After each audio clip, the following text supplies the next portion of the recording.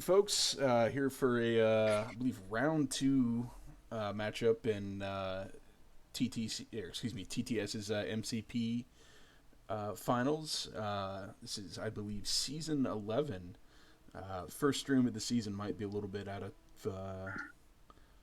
well, I don't know, out of practice, but I've got my man Rusty from the beloved land down under to help me out, and hopefully going to have some pretty key insights from Rusty tonight. So looking forward to it because we've got Matt Kent versus Ryan Janaway. How you doing, Rusty? Yeah, mate, I'm doing okay. Yeah, Matt Kent, he's the big man of MCP down here in Melbourne, Victoria. He's doing really well. He does really well in most of the in-person tournaments as well as the online stuff. So yeah, he's been doing really well. He's having a really good run. Yeah, and so am I to understand that he's been doing this with Strucker Hydra? Yep, pretty much. Yep. He's That's unique, man. So I'm looking yeah, forward to it.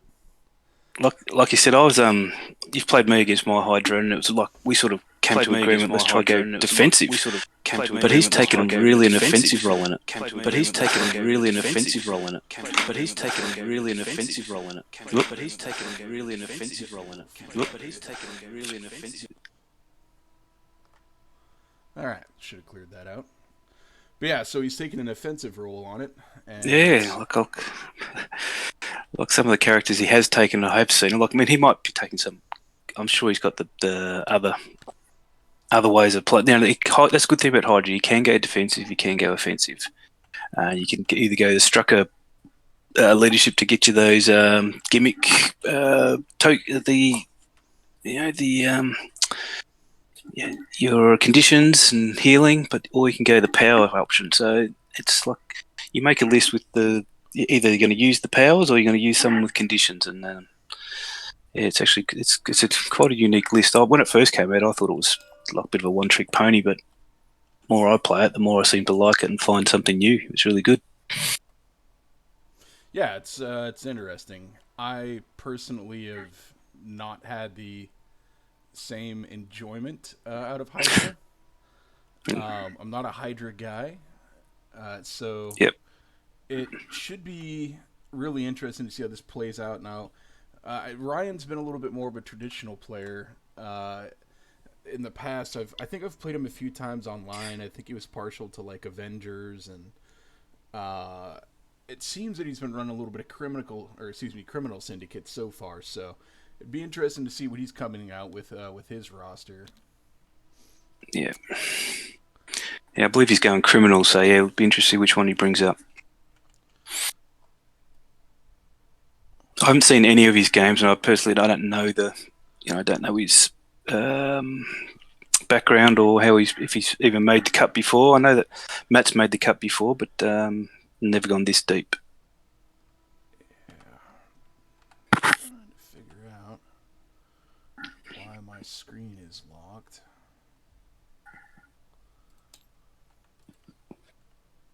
Yeah, I've got an overlay here. They got them. I think they're going for.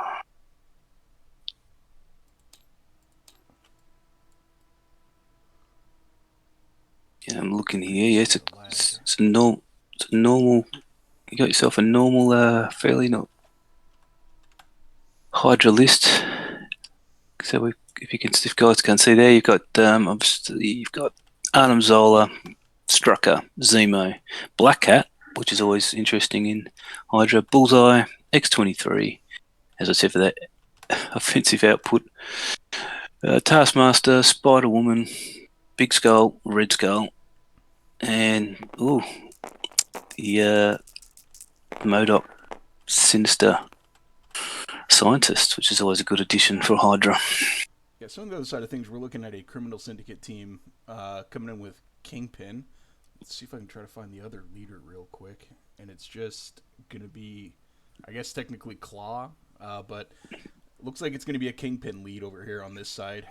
Um, Yeah, and it yeah, looks like that's a Ryan is one priority.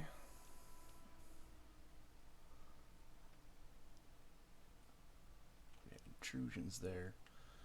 Boy, this top down view is killing me.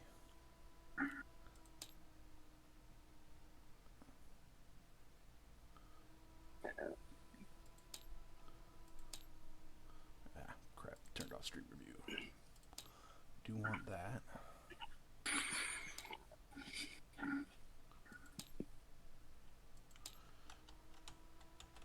I have never had this happen before. Okay. Oh, So what freedom. there we go. All right. We're right. What do we got? Yeah, 1915. What do I reckon they're going to go with? I mean, it's tough to say. I think if I'm the criminal syndicate player, I'm probably more comfortable at a higher threat level. This is Yeah. intrusions, so it's not going to be incredibly high scoring. But I think there's a good chance that he's scoring 2 out of those 3 secures pretty early. So a higher threat level is just going to make it possible to put more models out on the board. And with researcher, we're going to have that big brawl in the middle. So yeah, I think you'll see that, and then pushed out. Yeah, with Kingpin being a little bit more of a scoring focused team. Yeah, I think there's a lot of potential for that. But I think the Strucker team has got a lot more. We'll just say a little bit more fluidity to their game and a little bit more freedom. Yep. In the sense that they don't need to be locked into the middle. They don't need to be locked into scoring. So when you have teams that are on researcher that aren't necessarily locked into scoring, or that's not their number one objective, there tends to be a lot of ability for them to just not play very hard for that, or really scrum up in the middle too much. Yeah. It's going to be interesting to see with the tokens across the board. Are they going to move? Are they going to try and score the researcher, push it down to their end, or are they just going to try and move it sideways, just to try and get maybe a big base to score two at once? He's got Rhino in the criminals, but Kenty's got the Sinister Syndicate. Sinister Scientist Supreme, I should say. He's got the big base. But you don't want him too close because he doesn't last very long against a fighty team. But he does that ability that if you got Red Skull, it's always good to throw the attacks onto the grunts. Yeah, they're both divert it away. They're both running Red Skull. So yeah, with Criminal Syndicate, with their objectives kind of being what they are, yeah. I think there's going to be 2 Red Skulls out on the table. I'm with you. I reckon exactly right. Both Red Skulls. And he's really become kind of the preeminent, I think, splash choice just kind of across the board. And it's interesting because you don't hear as many people getting too riled up or hot and bothered about Red Skull 2, but a lot of the things that have caused a lot of feathers to be ruffled in the game recently, he's actually kind of an enabler for. In my opinion. So it's just interesting. You don't hear too much about him, but with these 2 guys being such high level players and both having them in their roster, like, of course it makes sense for Hydra. He's affiliated there. And of course it makes sense for Criminal Syndicate because they're excellent at scoring points. Yeah. There we go. Let's see what they got. There we go. Right, so we've got Ryan coming out with the Kingpin, Claw, Luke Cage, Hood, and Beta Ray Bill. So that's an incredibly durable team. Yeah. I'd probably say the softest model he's got there is Claw. And he just brings a lot of unique things with his kit. But yeah, so that's 19. We're going up. 19. Bringing all the toys, all the big boys and toys. Yeah, both have got the red. No, only one Red Skull. But Beta Ray Bill, like I said, durable, can throw shit around. It's good. I'm kind of surprised at the Claw choice, but I'm happy to be able to see him on the table. So, yes. And I'm really not familiar with his card, so that's probably going to get screwed up a bit on my part. So on the flip side of stuff, looks like Mr. Ken has brought out Strucker, Zemo, Taskmaster, 23 Red Skull 2, and Bullseye. Yep. Just based off of where he lined up his Strucker token, it looks like he's going to end up being the leader. or as far as selecting the mat, it's usually the first pick. Yep. Is going to be so Red Skull 2 was deployed out there first. He's already kind of established a spot in the middle. Kingpin set himself up immediately across. Yeah. Yeah, Strucker's going to go right in that middle there to offer those rerolls to both the Grunts and the Red Skull there. It's good. I'm really interested to see what he does with Claw. To see if he offsets him, or if he has him go and take a flank, or if he just lines him up right with Kingpin. I'm just not sure exactly how he's played. It's a good matchup here with Claw and Hood. So you've got the mixture of Mystic and energy attacks. Because Red Skull, yeah, he's got to pick one of those defenses, and he's got to pick it right. And yeah, either way, it does make it hard when you've only got 2 defense dice against a rapid firing Hood or a energy smashing Claw. Yeah, I think I'd take that Mystic all day, personally.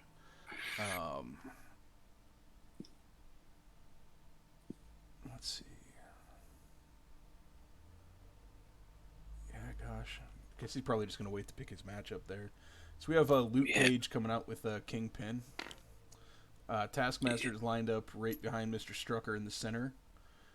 We've got Hood offsetting to the right from Kingpin. So for the uninitiated there, a lot of people when they kind of first start out playing in the game, they just tend to line up models almost directly across from points. If you have the open path to these kind of C-shaped secures or even extracts, you can double move with a medium moving character on a small base and get there the same as if you would have lined up directly across. So if you just kind of put them center, equidistant across from each other from the center one and from, say, this right flank, you can get to both anyhow. So you get a little bit more freedom and options. Yep. The Claw's gone right in the center with Kingpin. Yeah, I think Claw and last Criminal Syndicate models going right here on the right. He's going to try to overload the right side of the board. Yep.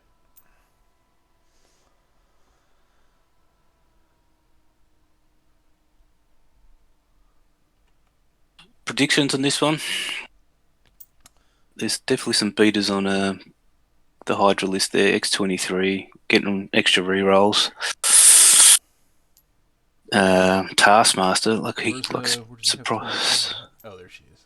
Yeah, she's coming out on the flankies. Alright, so there's Bullseye. Probably going to go out. Yep, obviously go grab something and stay there. He'd probably be fairly irrelevant in this game. She's got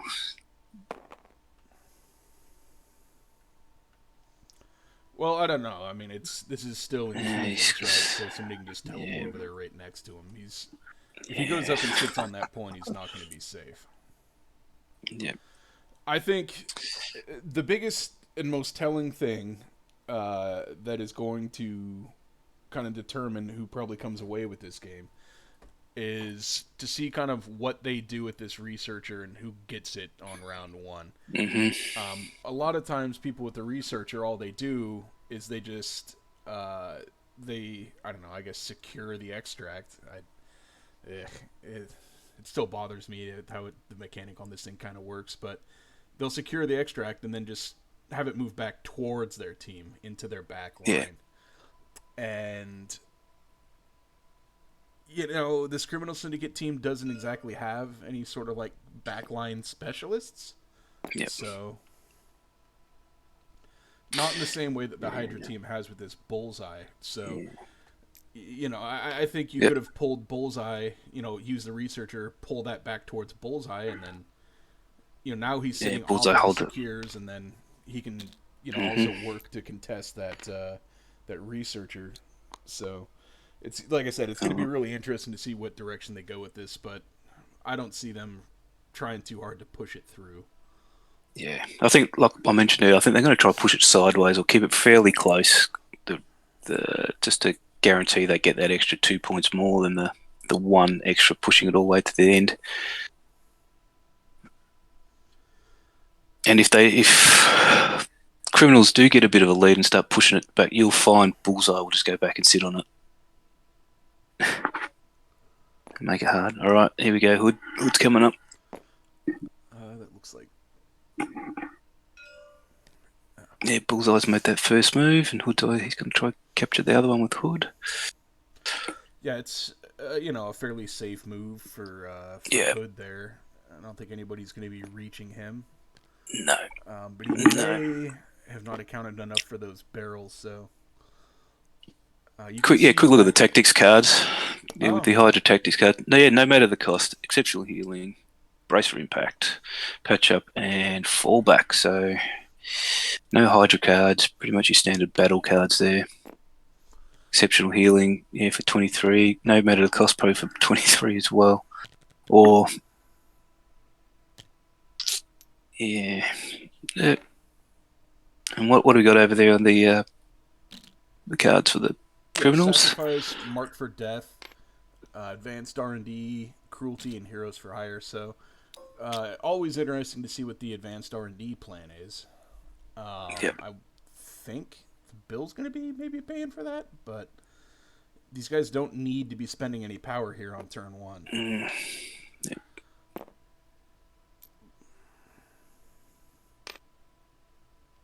I mean, they could just be, using it to just send an extra power over to put one of these throws online round 1. Mm-hmm. Yeah, Taskmaster. As you said, he's a surprisingly tanky model. If you attack him twice, he's extraordinarily tough. So he's really good against rapid fire models.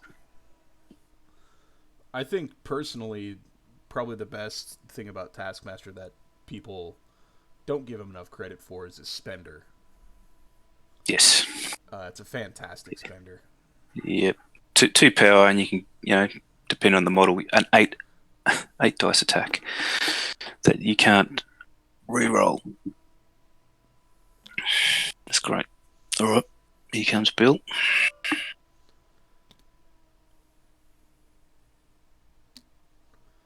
I think this might be a little bit greedy here on Matt's part if he goes with Bill to send him in, only because there's a good chance that if he doesn't really bring, I mean he's gonna have to double move. So I just, what's the plan here to double move and just get on that point? Like, you can do that later with these other models. Yeah. Or you could, potentially save up some of his power or advance R&D power over to him. He could have double moved, got onto that, and then also maybe thrown that size 4 into Zemo or somebody.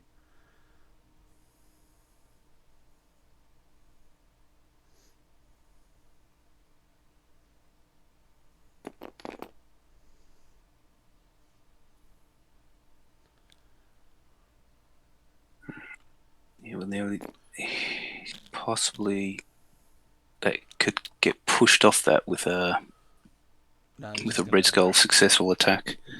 Yeah, exactly. And so, yeah, I personally, I think you just go and just take your flank, right, and be good to go.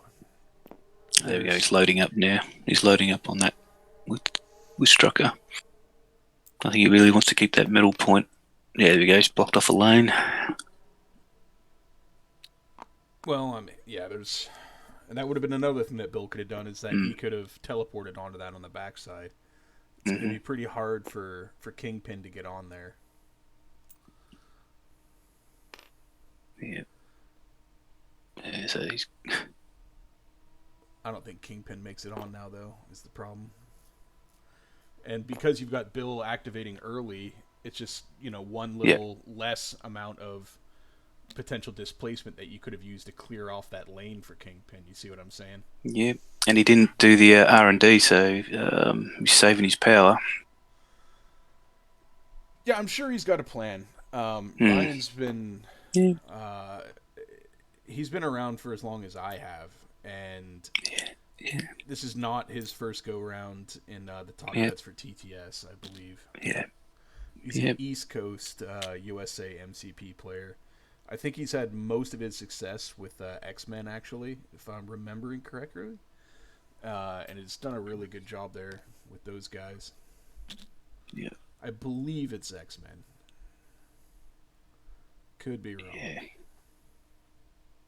Yeah, like I said, he must have been playing games aren't won in the first round. So yeah, there's no rule saying you have to use your R&D in the first turn and spend it. Oh, So yeah, he absolutely. might have. Yeah, Um, I, I, I, I think for scoring teams, your turn 0 and your turn 1. I think turn 0 is probably the most important round in the game. Um, mm, and I think if you're a scoring team, like a Kingpin team, I think your turn 1's got to be probably the second most important. yeah. Because you look at it, he will have priority in turn Ryan, and you'd think that he might just build some power up with Bill, and then R&D it to share it to Yeah, everyone else. you still got to score points. Yeah. Here comes 23. Yeah. No matter the costs, as we thought. No, he's going into cage. First attack of the game. Yeah, and if you're Ryan, I don't think you hate this. Oh, he'd hate 6 attacks, 6 successful hits. Yeah, There's 7 hits. that's That's a most of lucky them, I roll. think. So he's gonna block That 3 reminds. on that and take Yeah. 4. Jeez. Wow.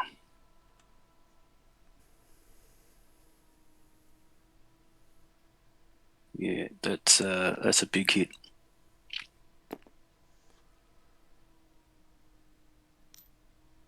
Big hit, and now he's covering that again. So that's 3 on 2.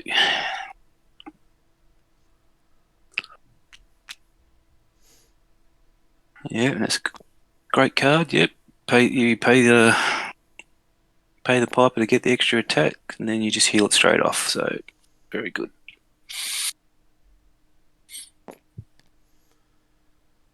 Yep. So it could be Here looking comes Kingpin. for the displacement here. Yeah. I mean, I feel like you got to just throw one of his models off to guarantee yourself a chance to win the center of that board.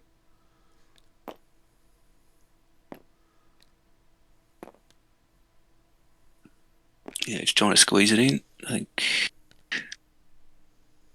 Oh, the cane laser, maybe. Cane laser. The classiest attack in MCP. Yeah. So Cane classy. laser. Kingpin puts on the top hat and brings out the cane laser. No, I think he was just looking at it, but I don't know if he's going to do that. Like, it would be like an attack that, like, Jeff Bezos would use on somebody to get him back in line at work. He just pull out his cane laser. Some crafty billionaire thing.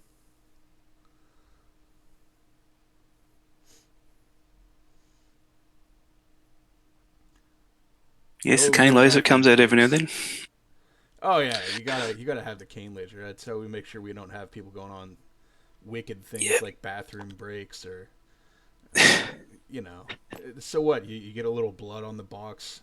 Just keep packaging, all right? Or else we bring out the cane laser. The classiest move in the world. The billionaire's choice of attacks. Yeah, no, well, it looks like he's squeezed in there. Well, good for him. The rich get richer with Kingpin. Maybe we're going to see the displacement come out from Claw. I feel like it's going to happen. Because, again, I think you also want to try to win that center extract. Yeah.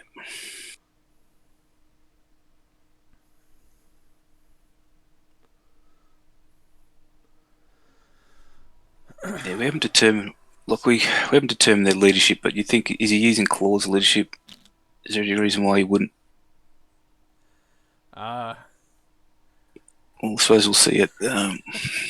I would bet that there is a 99.9% chance that he's not using Claw's leadership.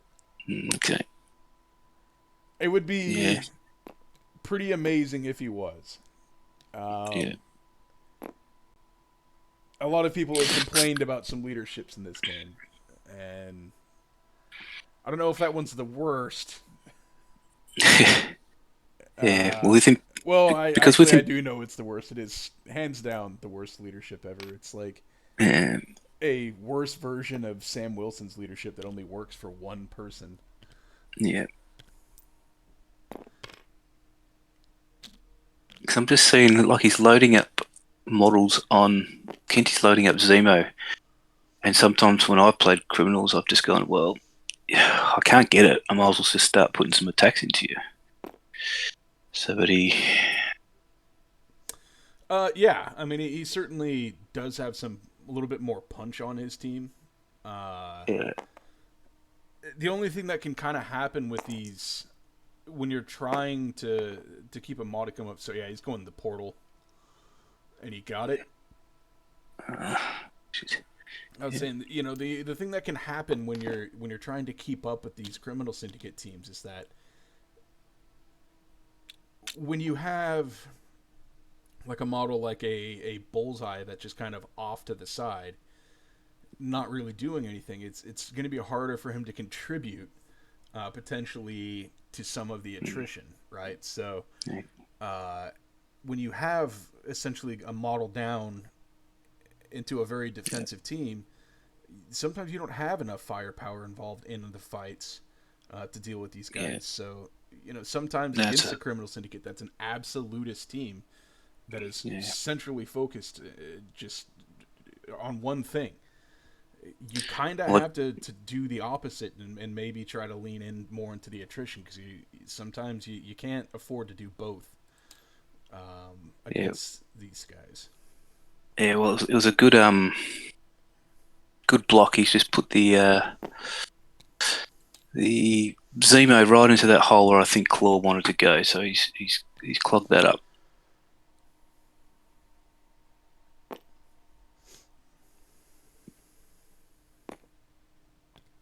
And it looks like we're going to see an attack from Claw here.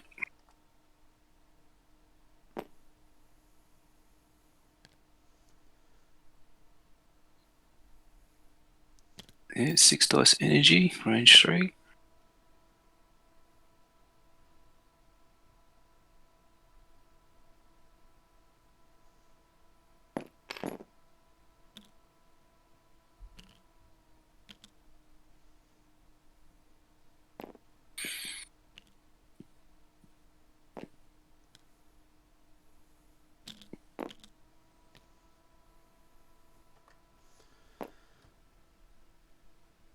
Okay, here we go.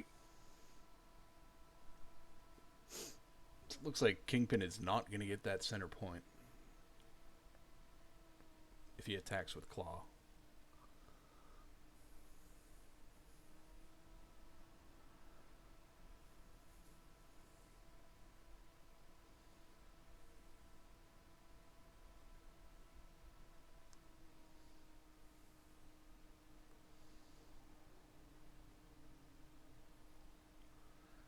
Yeah, I've not played a game into Claw yet either, so it's pretty fresh. Yeah, Claw into Zemo. 6 on 3. Nice little reroll for Zemo. Yeah, he's just got no way to displace anybody with Claw, though. So Yeah, I don't like him as a last activation, but comes in with good. So that's 3. He gets a Zemo roll. 3 damage. Yeah, so that is really good for Claw there. If they can R&D an extra power over to him, that should put him on. That's. No, what was he on? 1, so you get 3, 4. Okay. No, he's got it ready for next turn now. Yep, it's on. Well, that's fine, but right now, if somebody ends their activation right next to Claw or within 3 of them, he just pushes them off. So that might be why we have the claw activation coming up late and why he's making the attack. So, for example, if Red Skull comes up here and decides that he's just going to double move and sit on that point, Claw can just use his, what is it here? Sound wave barrier. So, when an enemy character ends its activation within 3 of this character, it may use his superpower. The character may push the enemy character away S. So basically, if he comes up with these troopers or Red Skull, just push him away. Yeah. Now, if I'm Ryan, I'm not going to waste this kind of push away on the troopers. I'm going to wait for Red Skull to come up. Because Red Skull is the one that can contest the researcher. So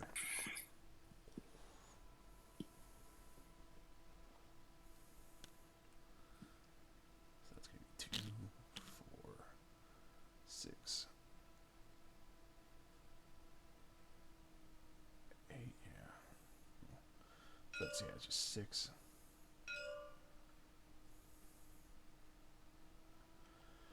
And I think Mr. Kent has realized that because he's not bothering for it with the troopers. I think he realizes that even if he puts the Hydra troopers up there, there's no way that he's going to be allowed to end the round being tied on that secure, if that makes any sense. Yeah. No. Failed attack. Like oh no, the suicide. He's gone for the suicide mission. Yeah, there we go. Oh, it's quality rerolls, alternate successes. Why did we roll 3 dice? Oh, there was a skull. I think he's originally had a skull. No, I'm talking about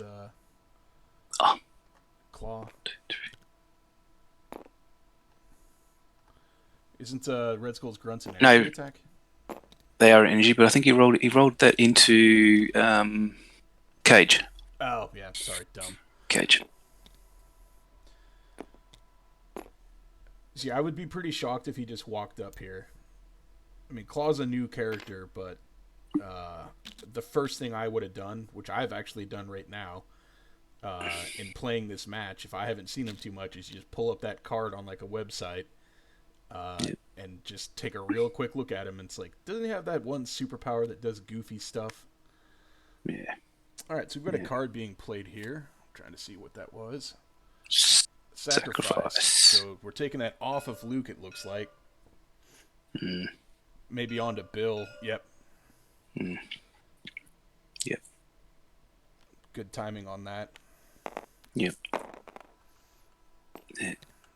And another great thing about this is that Bill is going to be able to advance, or he'll be able to advance forward off of this with his kind of aggression. Another monster roll for Mr. Kent over there. 5 successes. Doesn't get his trigger though, unless he's got. Does he risk the reroll? Because you need the wild to get the push or the advance. I think he's just going to take the damage. Yeah.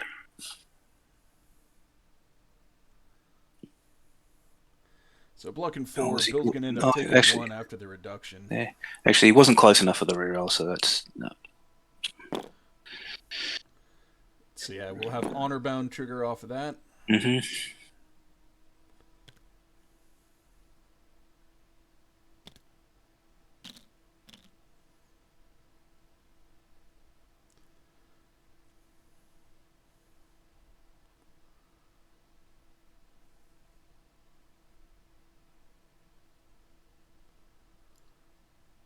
Maybe just kind of likes him where he's already at. Personally, again, like I would take the Bill advance here, and the reason why is that it would put me within 2 of Red Skull, and that would allow me next turn to throw him away with Bill's medium throw.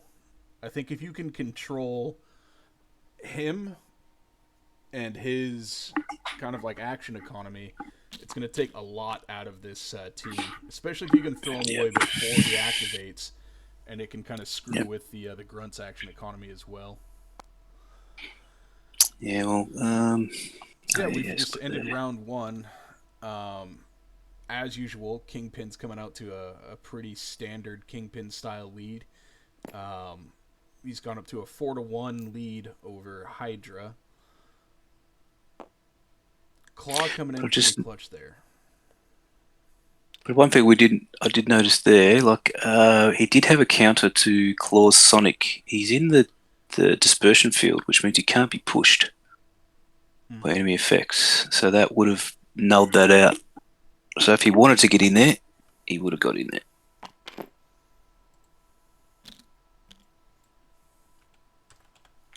And I think energy defense is probably better now that he's got Hood way over there. Yes, he could teleport in. But he's got energy attacks from Beta Ray, the good old Cane Laser, and Claw. So yeah, energy defense is probably the best for him.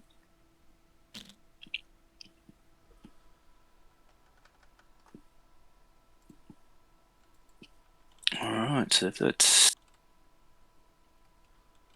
Yeah, Kenty 1 point. Ryan 4, so yes. I mean, big start. That's going to happen, but the real big thing, like I said, that's going to determine a lot of the course of this game is what happens with that researcher. And right there, I think, like I said, you kind of take it back a little bit. People aren't necessarily trying to score this thing, and because he doesn't really have a backline model, he can afford to kind of take it off center a little bit. And now people are going to have to move in order to get on that. If you can just keep Claw sitting back there kind of comfortable, it's a really interesting model with how he fits with Kingpin, because anytime people are ending something, he just pushes them off. Push them off, yep. So we can pretty much establish, which we probably should have done at the start, who exactly their leadership is, but we've got, it's going to be Kingpin leadership over, and it's Strucker leadership because no additional power went on to the Hydra model, so he must be using Strucker's leadership. No conditions. Yeah, I didn't want to interrupt their game, so I didn't want to go in there and interrupt them and let them concentrate. So we'll figure it out. So yeah. But Slack hosts like us probably should have got them to just message us what they're playing when they're setting up. But well. Nah, it's not our fault. No one's going to be running Claw, okay? And that's right. You've got Strucker lined up on the right. He's been running Strucker. If Red Skull was lined up as the first model that he selected, then I would say that's pretty indicative of who the leader is. But I think we pretty all right with this guess. Yep. He's thinking about that beam. That beam, fat beam. Look at that sweet beam. I don't know.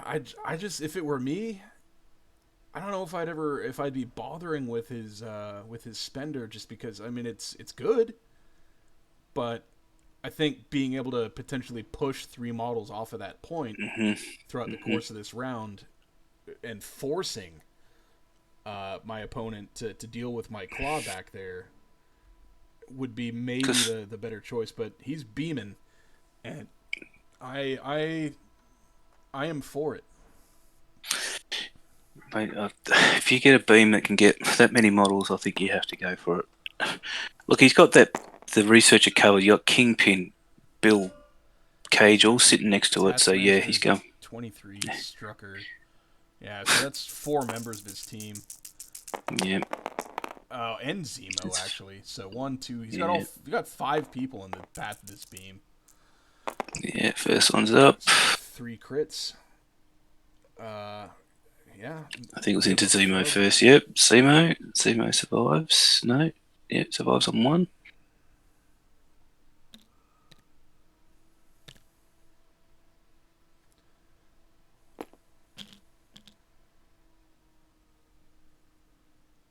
Would have been big if he could have got Zemo out of there first on this beam roll. He's good position. He's got Strucker for the reroll as well, so that's help. It is helpful.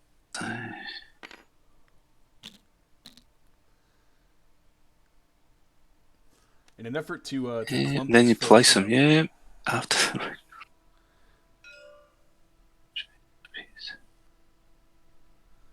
Oh, he's fallen back. That's what he's done.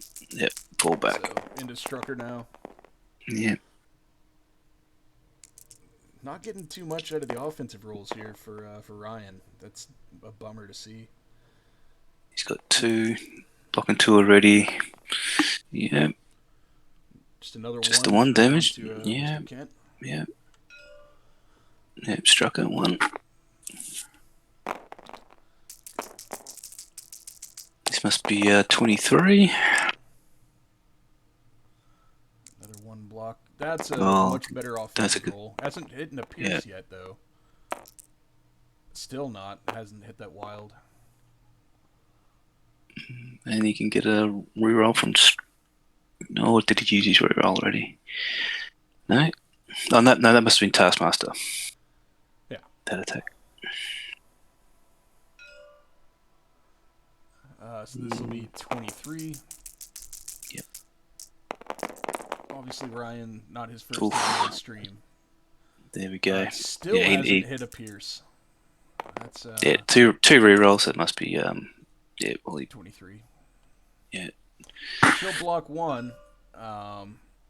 We'll finally be going into to Red Skull here. Can he actually hit a Pierce 5, for once in his life? Good defense roll, 2 Oh crits. my god, Yeah, terrible offensive got the roll.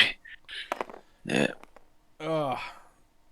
Yeah, defended that one. My heart feels for Mr. Janaway here. Yeah, wasn't it?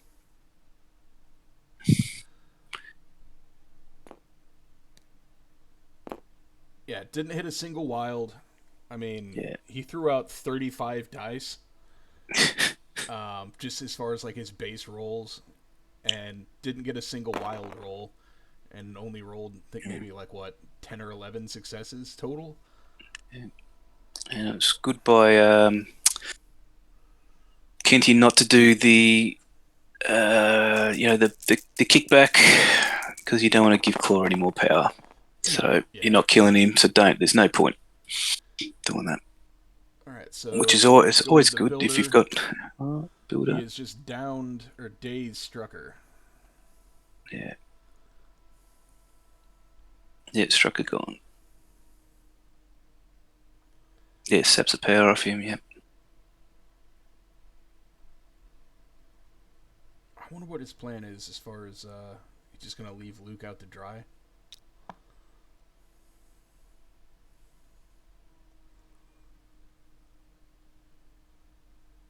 What's the chances of 23 just going on a murder spree now, you reckon?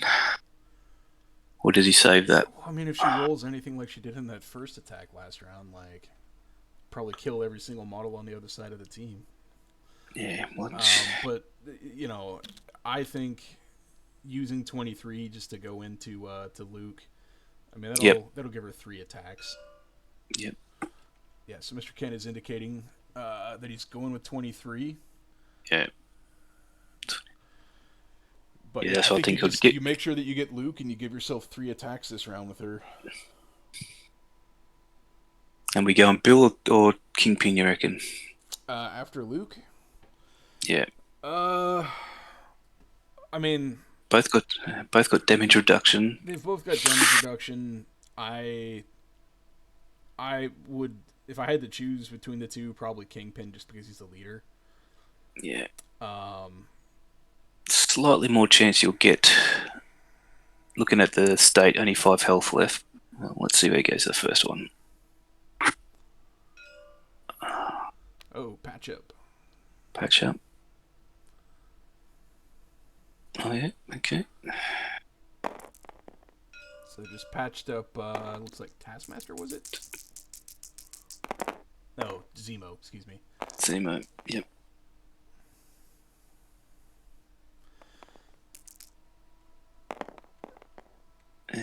Oof, not a very good attack into... Oh. Looks like Luke is going to be doing some living. Yep. She is I'd be disappointed. Him here. Yes. Else, she's going to be a sad girl. Yeah.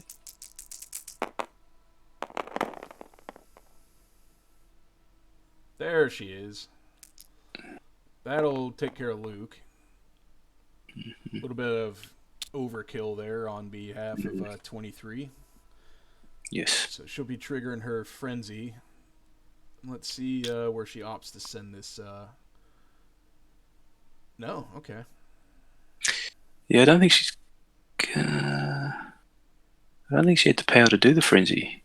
She, Oh yeah, just only had the other one because she used no yeah, matter the cost, yeah, and then yep, had the only. yep. So she went spender first into Luke. She must have. Yeah, that's it's not an ideal attack sequence. Typically, you always want to go builder first, right?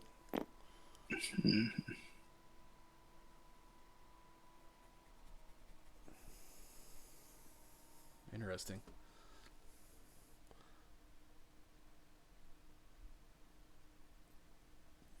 No, Kane laser. Here it comes. The naughty Going to schoolboys are out. going to Beamtown.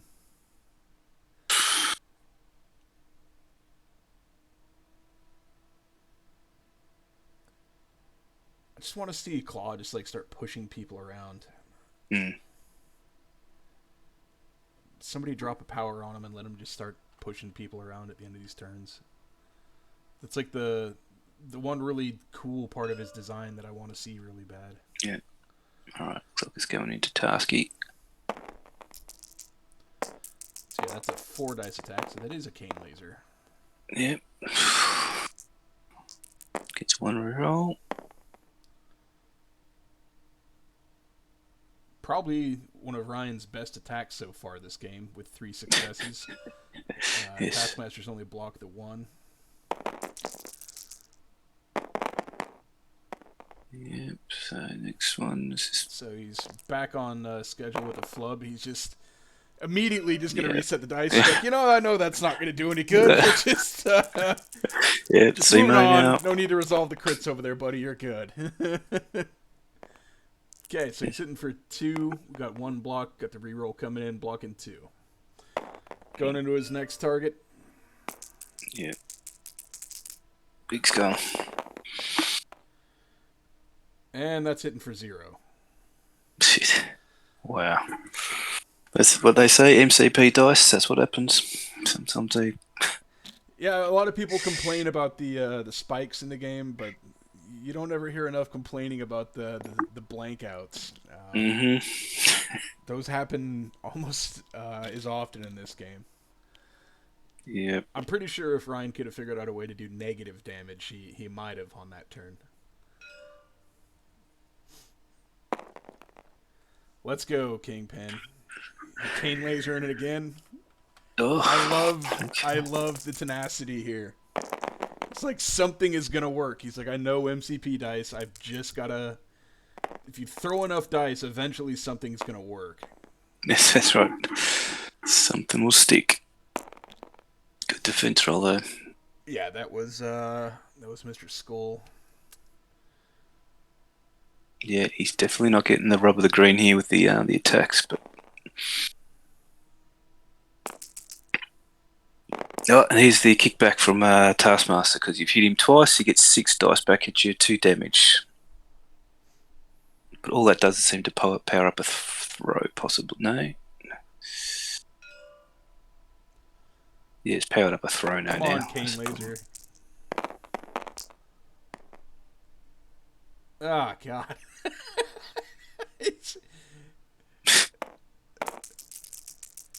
Yeah. You gotta bounce the extra dice in. Let's see what happens. Well, 2 successes. That's tolerable. There it is. You got some damage in. All right. Take that, Zemo. Right. Yeah, well, maybe the cane needs to go back into its sheath. Yeah, he needs to sheath that thing up. His little novelty cane. Here we go. Here's going to be the 6 damage one. There we go. There, okay. Hitting for 3. Got a crit to resolve. No, all right. 3 a little bit above average, though. Blocking 2 on defense. Did a damage. Yeah, well, I didn't count the dice then, but there did not seem to be the result he Throw enough dice, chose. something good will eventually happen. If Yeah. it doesn't, he's still Kingpin, right? So Yeah, that's right. not Still like he standing there needs- covering. Yeah. Exactly. It's not like he actually needs to daze these models to win this game. So I guess I actually do kind of like the aggression on Ryan's side now that I think about it. You know, Yeah, when you say that phrase, it's like, you know what? If these attacks work, mm, great, and if they don't, I'm still fucking kingpin.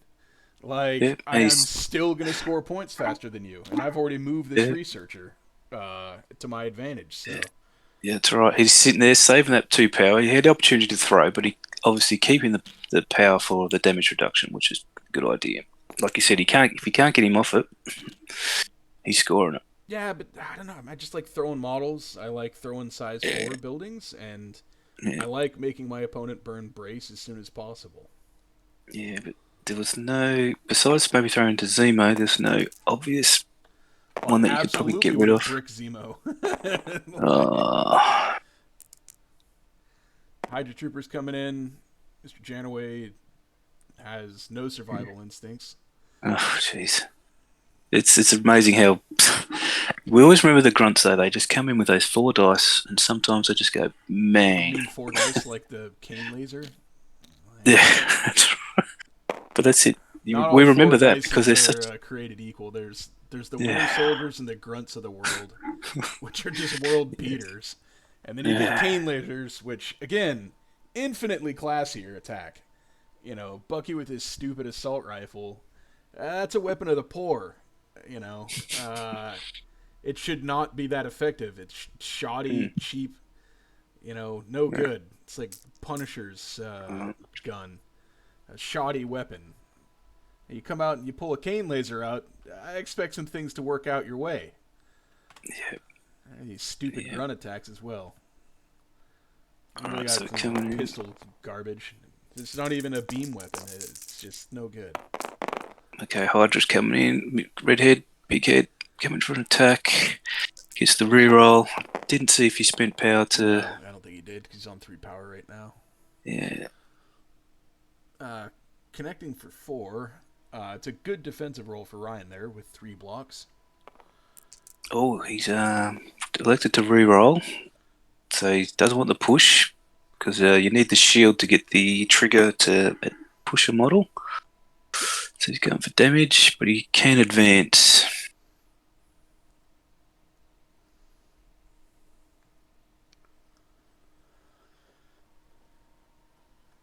And that wasn't a bad attack into Kingpin.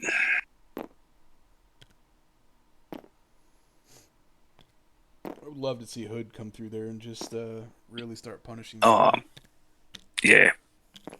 That's it. If there's space to bring him in, you teleport him in and you double. Try to get those 4 mystic attacks onto Red Skull with only 2 defense dice. There's Right, wise he's play from gone. Mr. Kent realizing he does not want to start his activation within 2 of Beta Ray Bill. Mm-hmm. That's a real great way if you're Red Skull to take 2 steps or 1 step forward and 2 steps back, not by your choice. Because Bill would absolutely love to throw him off into the bushes. Okay, second attack comes in. Jeez. He's got all his triggers again. So that's a Hitting for 5. Got 2 yeah. blocks. No, For that's Ryan. a dazed. Oh no, pays the Kingpin's 1. gonna Keeps reveal him some on 1. face. Keeps him on. Yep, keeps him on. But the push is on. The push is there. Yep.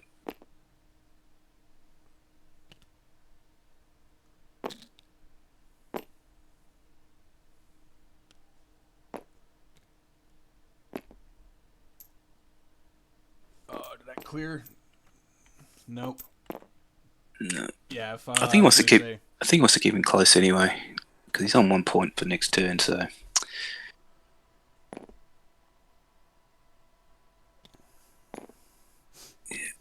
yeah, Red Skull can't get in there, but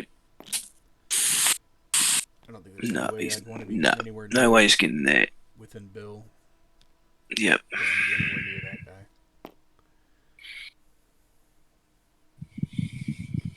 He comes over there too close to Bill, he's just gonna get thrown. Mhm.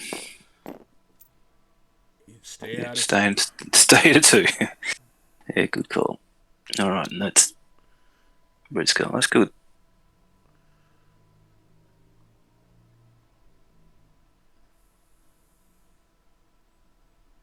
Do you remember if there was anybody in Matt's roster that? Well, I guess yeah, layering all the rerolls up. That must be what he's got marked for death for. I'm trying to think if he had any stealth characters, but just shutting down the rerolls. Yeah. No, the only stealth character he would have had would be Spider Woman, but in this scenario, probably not the greatest matchup. So he's brought marked for death just to make sure he can shut down rerolls. Yep.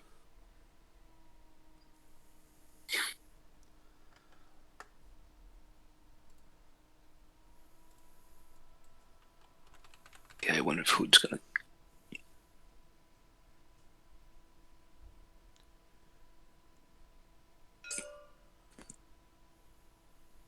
Yep, here we go with Hood. Hood's going for a roll, looking for a portal. Maybe you can get some blanks out. And no, Yeah, I guess this is not really a bad landing spot here if you're Hood. Yeah, yep. He goes and maybe just takes care of Bullseye. Yeah. Bullseye's only got the 2 Mystic defense, so. But surely you'd just try to get out. You'd take the one. Has he got the power to hit? Yeah, to get away. Yeah, you'd probably just want to do the parting shot and just get out of there, and maybe come back with a hit and run. Well, Hood just won't be there. Oh. No, he wanted to get in the middle. Time. Yeah.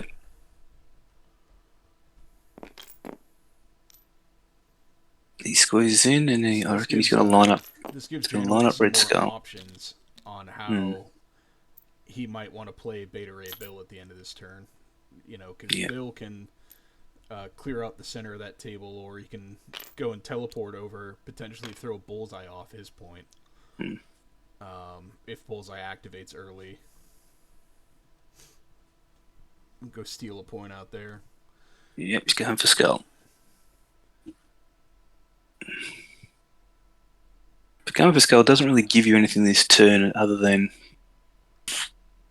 giving him more power for next turn, but I'm always going for it.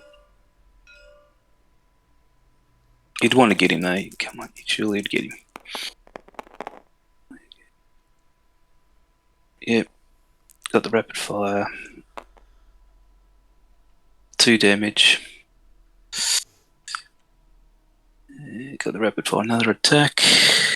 Yeah, this could be big for Janaway if he can shake off some of the dice blues he's been having. Oh, again, back there on it is. If you can still get some damage through here, you take it. Yeah, okay. Hit him for another 2. Yeah. I suppose you yes, it's not giving you anything, but it probably evens up the attrition a bit. I would say that it more than evens it up. Because it puts Red Skull in a dangerous position. Yeah, you know, they're not going to be able to get rid of Kingpin. Kent doesn't have any throws, and so, and even then, Kingpin doesn't take collision damage. Yeah. So if you go and try to attack Kingpin, it's just going to get heroes. Yeah. Yeah, that's right. Yeah, there's 1 throw in, but it's only in Red Skull's attack, big attack. Yeah, and it's not going to do any damage to Kingpin. No.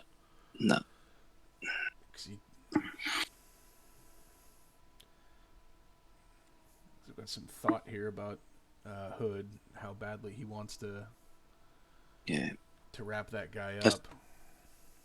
That's what he's probably thinking. Well, I've got priority next turn. So I just leave him on 1 and finish him off next turn. Start of next turn. Basically nullify him for another turn. Yeah, because he's not scoring right now. Nah.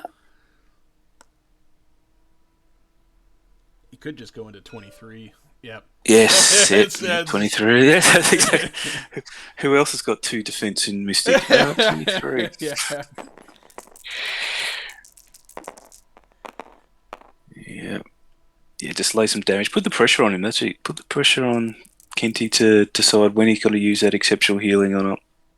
Ideally, you want to leave 23 on 1 hit point here. So she'll be blocking 2, taking 1. Got his rapid fire condition met.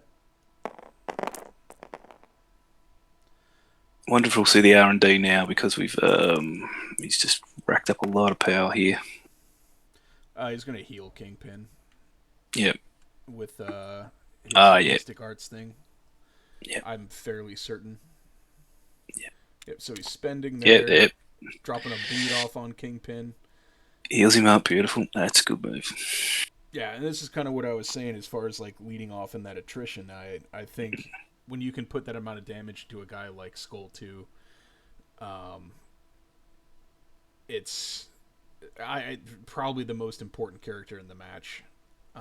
Yeah. No offense to the other 5 threat, but I guess we do have to give Claw some credit. That beam, despite being like monumentally disappointing for him, at the end of the day, it still was a large amount of dice going downrange.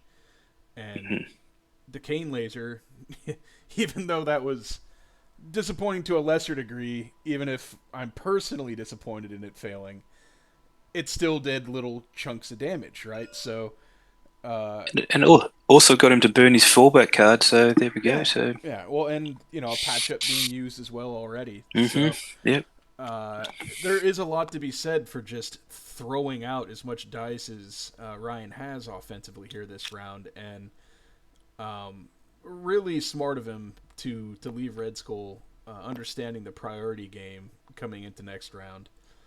Yeah. He's got a lot of options, and he's left on 1 to boot, so it's really easy for somebody like a Bill to just go and pick him up and throw him into something.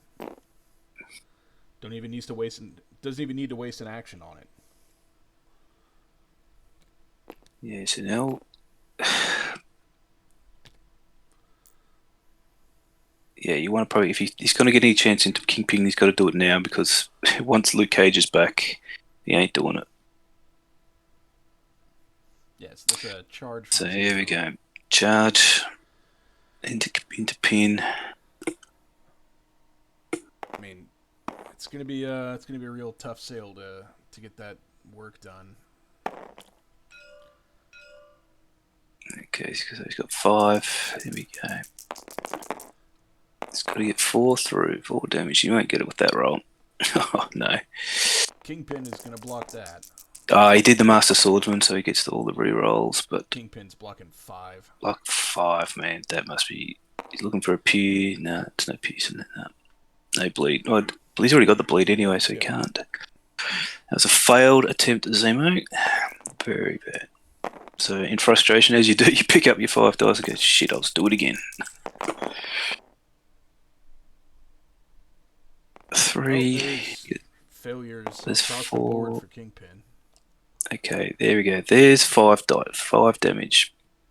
So that will gets kill him. Kingpin. That will get him. Yep, that gets him. Wow. I can just imagine Kenty like that. The man, he just picked up those 5 dice and just said it again. You just go, dang. I think he did have a good chance of getting him with the 2 attacks anyhow. So yeah. If you're Ryan, you're looking at, it's like, I think I might have gotten out of this one. Got that one now. Yeah. Maybe have Taskmaster waste some action into him. Mm-hmm. And, yeah, sure enough, that second roll coming through, and then just a complete failure on defense. No point in even trying to waste a power. 5 coming through, nothing he could do about it.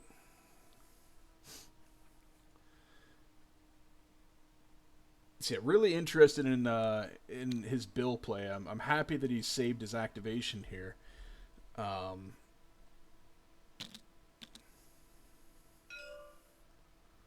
Yep, alright. He's trying to... The portal, yep.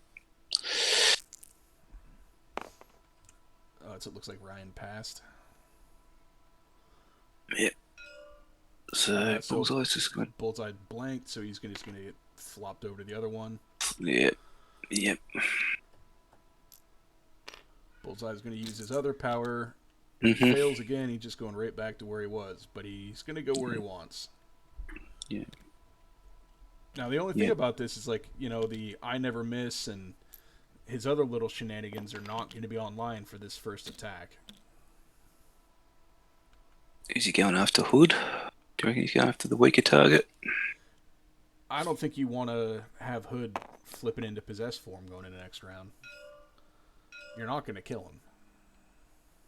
Well, he's going for it. He's doing it. and he'll just flip him back, and now him still hold on to. Yep. So Hood's blocking 2 so far. It's a really good defensive roll for only 2 dice. So Bullseye's going to do 1. And One causes a bleed, but since Bullseye's got no damage, doesn't heal. Yeah, you'd have to transform, and he's still in position to contest the objective. No, is he flipping? I don't think he has to, because I think if he's No, you don't have to. Now, he might not be able to stay within range of both if he transforms.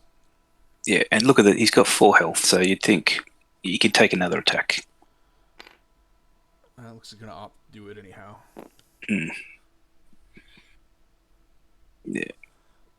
He might have just been doing a quick check to make sure that he's got the kingpin advantage there on that, and he doesn't currently. Right now, all he's got is only person contesting that center secure is Bill, which of course counts for 2 models. So he's got 2 people on it right now. You got Taskmaster 23 and Bullseye. Yeah, alright, here we go. Bullseye into Hood again. And Hood's going to be fine after this. Wow. Was a 4 dice attack. Stops hits. 1. No. But he gets the damage reduction 2. Of 2. So yeah, one damage. 1. Yeah, there was a time in the game when Hood was not being used very often. And he's going to teleport out. No, he can't. So he gets it doesn't matter. That does matter. Yep. He picks one. But yeah, there was a time I think where Hood just wasn't really being utilized by a lot of people, and I remember when I first kind of started playing, and I was looking at Hood's card, and I was like, why would anybody ever take this model? He looks terrible, right? And yes. I finally kind of started playing with him a little bit, and man, this guy's actually really freaking good. I was using him in Convocation, and yeah, it was just a really wordy looking card, but gosh, can he really do a lot. And that possess side, just being able to kind of flip at choice, and his whole kit is he's just a phenomenal 3-threat. Yeah, I think it's the too many words and my short attention span. That's probably why I don't take him as much. I did take him recently in the tournament, but he did let me down, so he's been shelved. Yeah, I took him in my Hydra list, but he didn't live up to expectation. But I think he's probably definitely one of my favorite 3s in the game. Yes. Point. And I look at my one I painted on the shelf. I'm really happy the way I painted it, so I do like putting him out on the road. But yeah, maybe I just need a bit more reps with him. I'll try him in crims. I have been desperately trying to play some crims. I do want to play double D Daredevil crims a bit more. See, I was thinking similar. I want to try to play some more Kingpin. I need to get back into playing in person more. And I don't know if I can afford to play Guardians in person with as quick as some of the tournaments and games are here. I think I've talked to you about this in the past. I don't have enough time to kill my opponents. So I'll be like basically winning a game and then just run out of time, and they'll just do a lot of dice down tournaments here. He's Bill into Zemo. Zemo blocking 2. Bill hitting for a Savage 1. Yeah. Yes, I just went up to a little tournament in Wangaratta, and I did table 2 people with my Hydra list. It's a weird feeling, but there was the big kitty cat as well, so that's what he's there for. All right, another attack.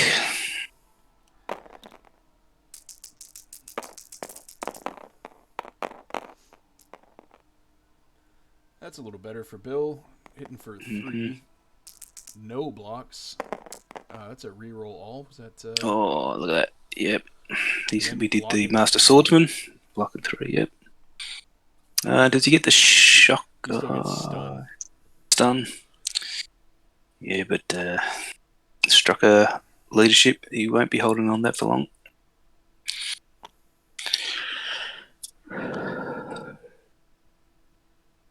I like how the Matt's realized he doesn't have a stun on his team, so he knows that he's going to pass it off immediately, so he just borrowed a token from Bill. He's got it sitting on his side of the board.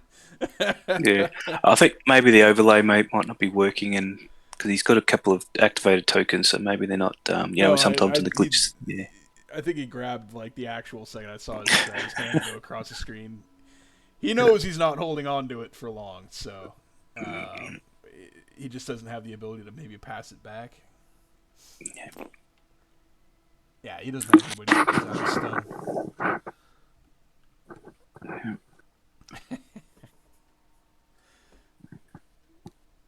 Yeah, mind if I borrow an extra token from you? I'm just gonna give this back to you in a second. Yeah.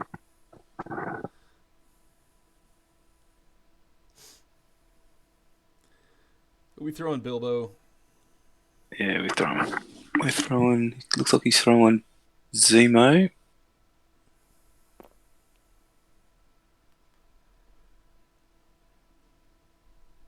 I think he should probably throw, if it were me, Taskmaster or 23. Because that'll allow him to win the middle. Yeah, well, Taskmaster's still got an activation, and that'll be his last. Yeah, so throw 23. Yeah. Because he's within 1 and she's within 1, so I know he can reach her. Did somebody finally attack Claw? No. I don't think anybody wants to power that guy up. Oh, he's looking to see if he can throwing Zemo back into the middle, huh? No, so he picks up a hit on Taskmaster.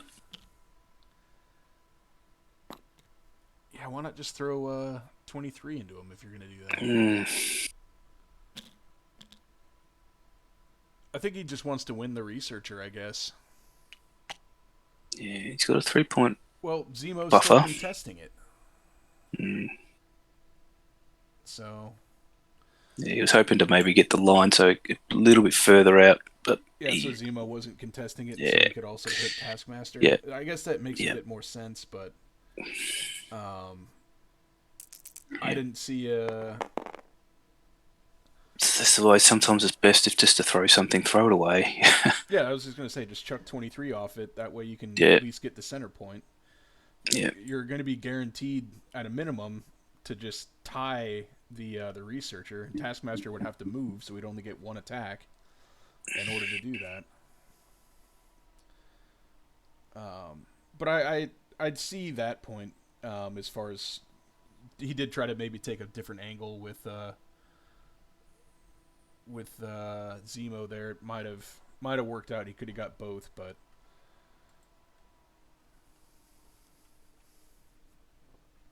out of all the models out here on the board, Bill's the guy that I probably have the most amount of reps with. So here we go. So we got Taskmaster striking into Hood. Looks like it's just a builder attack. 3. That'll be taking 1. Yeah. Best way to deal with Hood when he's like this, you just got to have rapid fires. Yeah. Nothing else is gonna do much. And it can feel really bad when you're coming into him with all these 5 dice attacks repeatedly. You know, you're wasting 2 actions to do 2 damage. Yeah, because now Kenty just has to. He's going to win that researcher. He's probably giving him that, and would be surprised if Taskmaster tries to teleport off this. If he. Oh no, because if he teleports, he'll be fine if he teleports. Yeah. Yeah, he's going for the teleport. Yep, you got it. Look at that. If he would have thrown 23 off of there. Yep. It would be his. Or it would be no one's. So. No, it would be his. Because Strucker wouldn't be on it. He would have a 2-to-1 advantage over 23. Yeah. It's not showing us lit up, but I'm sure these guys have worked out that Bill's got. Yeah. He was on it last round. That's how he got the 4 points. Yep. Yeah, well, they've only given 2 points, so maybe they've determined it's not because he's gone from 4 to 6. He's only got the researcher. The researcher, yeah, so maybe they've Because determined that that he's not center on it point is because, tied. yep, Yeah. yep, Uh, yep, what was it, 4-1 last round? I think Matt's scored too many points. yeah, for 4 to 1. Yeah, it should only be 2. Or Should only be 1. two, but so I'm fairly positive that Bill lined himself up off of that within one because that's the only way he would have scored 4 in the first round. Now, I can only assume they've determined that Matt's actually won that middle one because, look, it's not lit up. Beta Ray is not lit up, but as on it on the overlay, so he must be just millimeters out.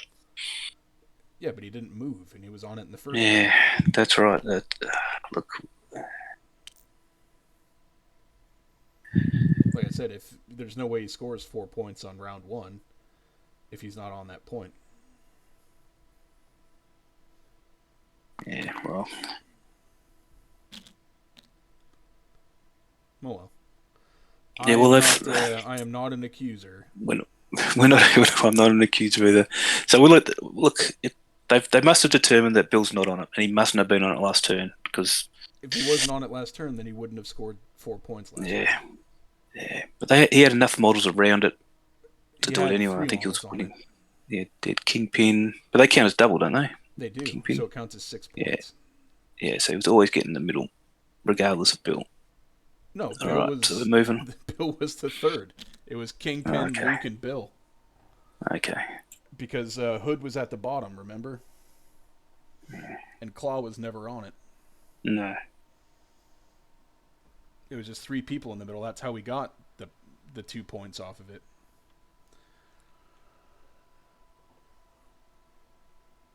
Oh well. Yeah, we'll leave them to it. That's okay. Well, round 3. I hope I'm wrong. Round 3. Or that they've somehow come to some sort of agreement that I'm not aware Yeah, of. that. Yep. Well, it was definitely we caught up a little bit there, Kenty. Perhaps nefariously. Mm-hmm. Through underhanded tactics, Hydra potentially catching up quickly. The world is theirs without having to play the TTC, perhaps.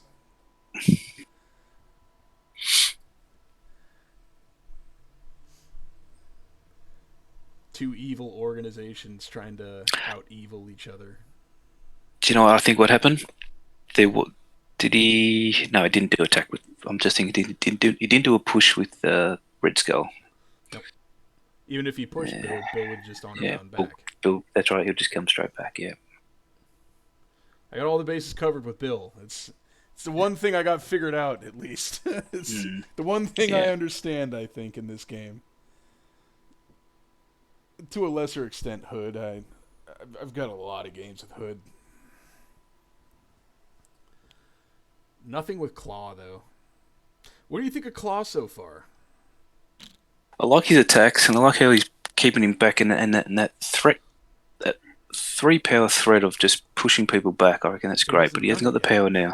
Yeah, but he can't do it with Red Skull because if he keeps in that form, he can't be pushed.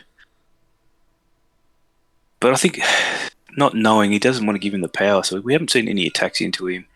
So it's hard to judge him so far. And his attacks were a bit underwhelming, but I think that's just dice. Yeah. But so Hood's going into a 23. I've kind of maybe assumed that, the... look at that for an attack. There it is. Waking up. All right, okay, so does he have... 5, and, I mean, that's... He's going to have to use Exceptional if he wants to stay around, which he is doing, so yep. Okay, we got some lightning arcs that are going to be happening here. Actually, yeah.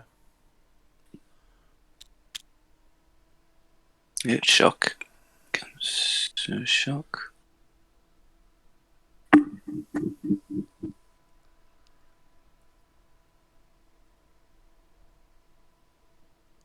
feel like he's got to just take out Red Skull. Yep. Yep, there it is. Yeah, it is. Yeah.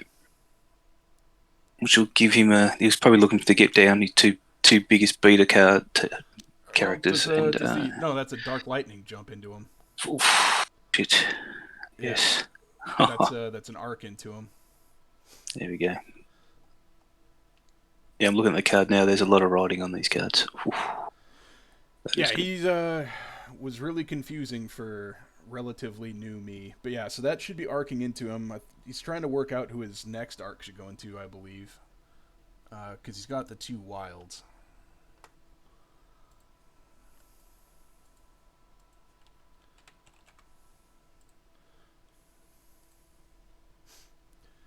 So yeah, I've got the empowered arc here. So after the attack is resolved, choose a number of enemy characters within 3 of the target character equal to or less than the wilds and damage roll. The chosen characters suffer 2 damage. So he's got two wilds, so he can choose another character to arc into. Well, you could get rid of Taskmaster. He arced into excuse me, not Strucker, but Zemo. Okay, yeah.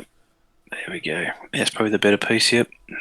So, he's one attack, yeah. Days 2 models without attacking them. Yeah. And now we could possibly rapid fire into X-23 and... Yeah, there's a good chance that he could get her with these rapid fires.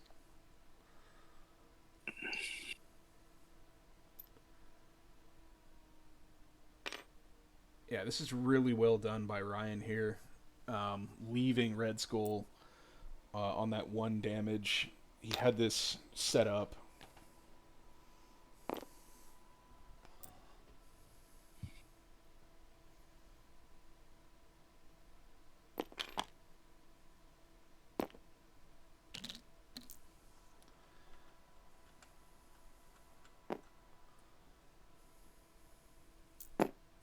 Yep, here comes the rapid fire. Yep. This is not good for Kenty with possibly 3 characters out of action.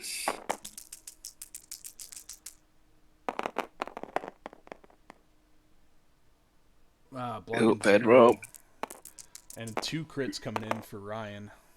Oh mate, yeah. He did not get the trigger for the rapid fire though, but she blocked 0. Brutal. Yeah, that's that's brutal. Almost got away with it. Now, if I said to you when you first started playing Hood that with 1 activation I'm going to daze a 5-threat character, 2 3 threats, you'd go, "Nah, you're kidding me." But that's what he's just done. Yeah, they were on the verge, some of them, but still, that's brutal, and that's a good selection. That's a perfect starting for that turn. Absolutely. That empowered Dark Lightning attack is phenomenal. Now that we're kind of having a chance to see Ryan's list in action, I was like, what's Claw? This is a very defensive team, but they've got a lot of beams. And this Crisis Intrusions is really known to have models clump up.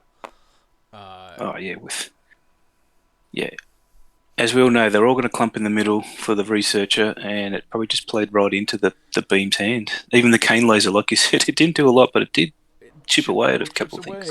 And that first big beam going into 5 models and doing bits of damage there, and that empowered Dark Lightning, being able to daze 2 models, taking away a reroll from 23. All this little extra bits of this tech that he's got into this list is pretty cool idea here. And he's been treading very carefully around Taskmaster.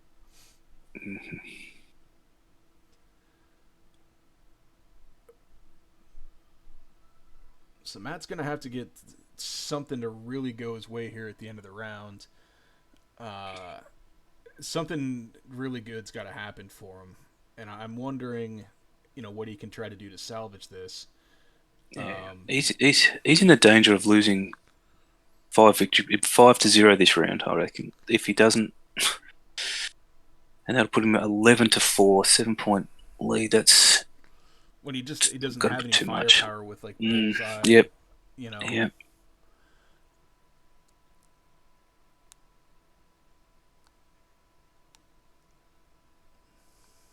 I think he has to almost give up on the researcher and just try get at least 2 or 3, just not to. I'm So it wondering still if stays in touch. there is a chance that Taskmaster could get Kingpin. Hmm. Yeah, he could pump in there. And I 2, feel like that's what you got to do. Is like you've got to go after Kingpin. yeah, that's going to be two 8 dice attacks with a reroll because he's close enough to Strucker if he can squeeze in there.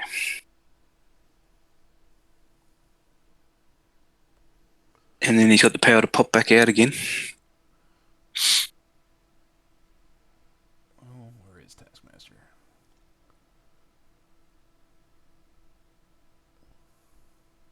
But remember, he's still got Heroes of for Hire on. Yeah, and that's So really the biggest thing that I was just starting to think about too. You still have Heroes Online, and that is going to be a factor in kind of Yep. dissipating this How's he going to get him damage. off? Yeah, that's going to force that damage to get spread out this round.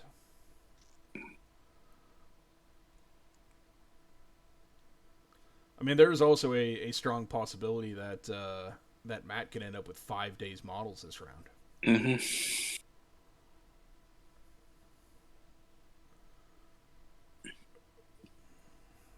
If you get too close to Kingpin and he survives, Hail to the King. Oh yeah. It was nerfed back in the day because it was just so good. Like, it used to be an unlimited size throw, I think, right? That was the correction on it. So you had Kingpin like throwing Hulks around on his Hail to the King, which was just, size throw now. which was just brutal. But it's another one of those like things on a guy where he's not necessarily known for being a damage guy, but it's a 3 power attack for 7 dice, and it's an automatic. You just deal, before damage is dealt, automatic throw, and it's an automatic stagger. Stagger for your trouble. That's right. Just brutal. On the flip side of things, there are 2 guys that you need to see kind of get some work done, and Taskmaster is certainly a pretty maligned character in the game who doesn't get enough credit for what he's capable of, and we talked about his spender, and I think that he's going to be able to have an opportunity to let that thing fly. Unfortunately, he is only sitting on 4 power. So if he does go through that portal to get around to do something, he's not going to be able to get anybody done. Yep. I can't imagine that we're having a concession here. What do you think the delay is with these guys? I've got a feeling talking the chats about what we talked about, the scoring the middle one. Got a feeling they just want to get some clarity on that. Because 6-4, it possibly should be 6-3. Yeah. But I think they're trying to get some clarity on that. They're an accuser. I don't know if there's any accusers on. Yeah, I don't know. Clarify that. Again, like, it's not my place. That's right. To talk to these folks about it. Yeah. If these guys are not streaming their game, this might not have been noticed, type of thing. Yeah. I think it's been noticed by a few people in the other chats. So we'll have to let them sort it out if there is someone who can. But again, I'm fairly positive that when he double moved Bill over, that's what I thought. And he hasn't that's moved, it. and he hasn't moved. That's right. In TTS, these things don't light up. It's because they've got like another thing on there, but or it won't light up if you do a place within 1 and you do it at a max range, like what he was at. So no, we've both been watching it, and like I can't. It must be a move, a model, a bump, or a play a token. No, You I know, mean, sometimes you and they I, shift. we could pull up another Yeah. game right now, and I could put a model at a max range 1 off of tokens, and a lot of times it won't light up. One of the habits that I've gotten into in some of my league games, especially if something's going to be streamed, is like, I know this can really be almost like a game of millimeters sometimes, but on TTS at least, I have a real tendency to make sure that my stuff is always lit up. Yeah. And you just verbalize it. You say, "Yeah, Bill is going to be Yeah, within. and I'm placing within one." yep, and that's what I do in real life, right? Yeah, that's With right. my We all opponent do it. Yeah. is, I'm like, hey, you can see that I'm within 1 here, right? We good with that? Yeah. If it's really Yeah. close, if we're wedging, if there's something going on here, it's like, hey, do you think I fit in and I'm within 1? We good? Yeah. So, That's right.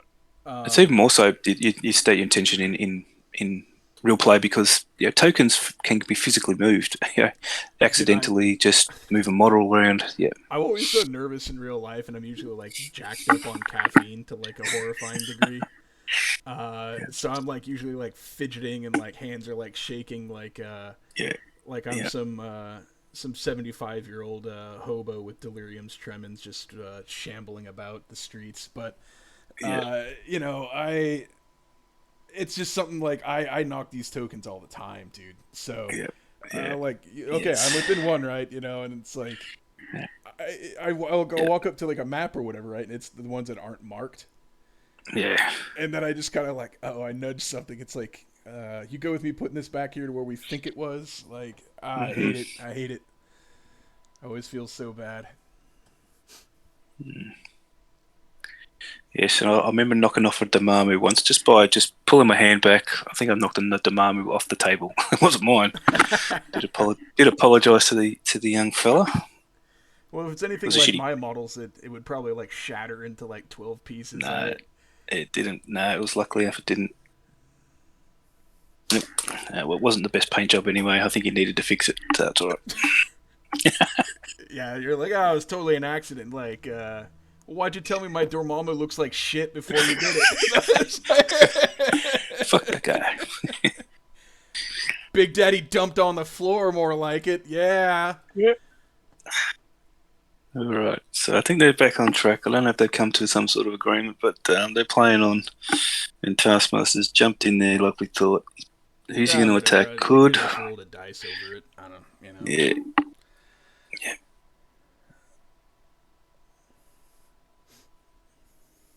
I don't know that it. Like I said, something very good is going to have to happen for Matt, and it's going to have to come from Taskmaster or Strucker. Yeah. And the world is mine is a fine attack. Yeah.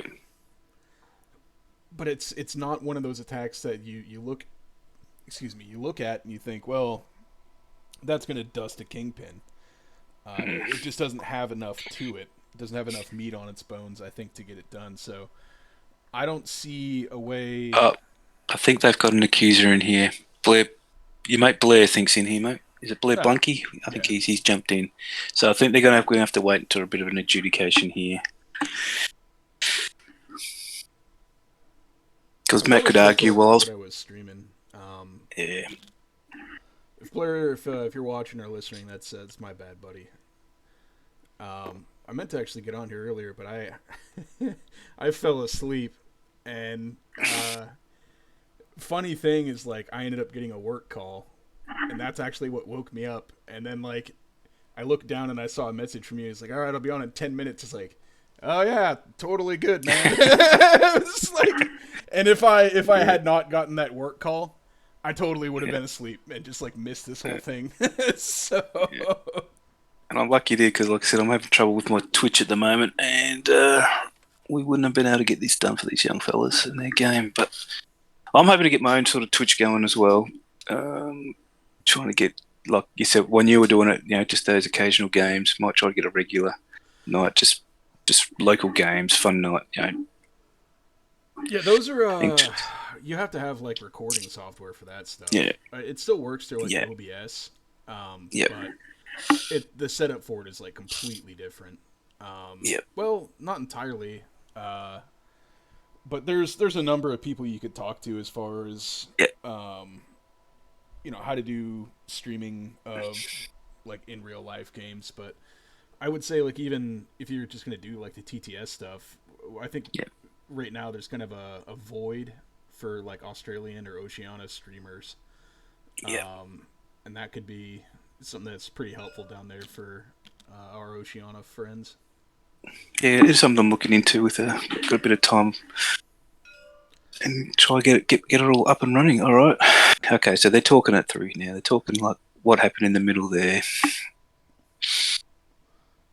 and I think Kinty can sort of say, "Well, I played my turn, looking at playing with that information," but yeah, Blair's a really bright guy. I mean, all the accusers are, but I think Blair Yeah. might be the smartest person I know, or on the planet, perhaps. I don't know. That's Mm. not really up to me at that point.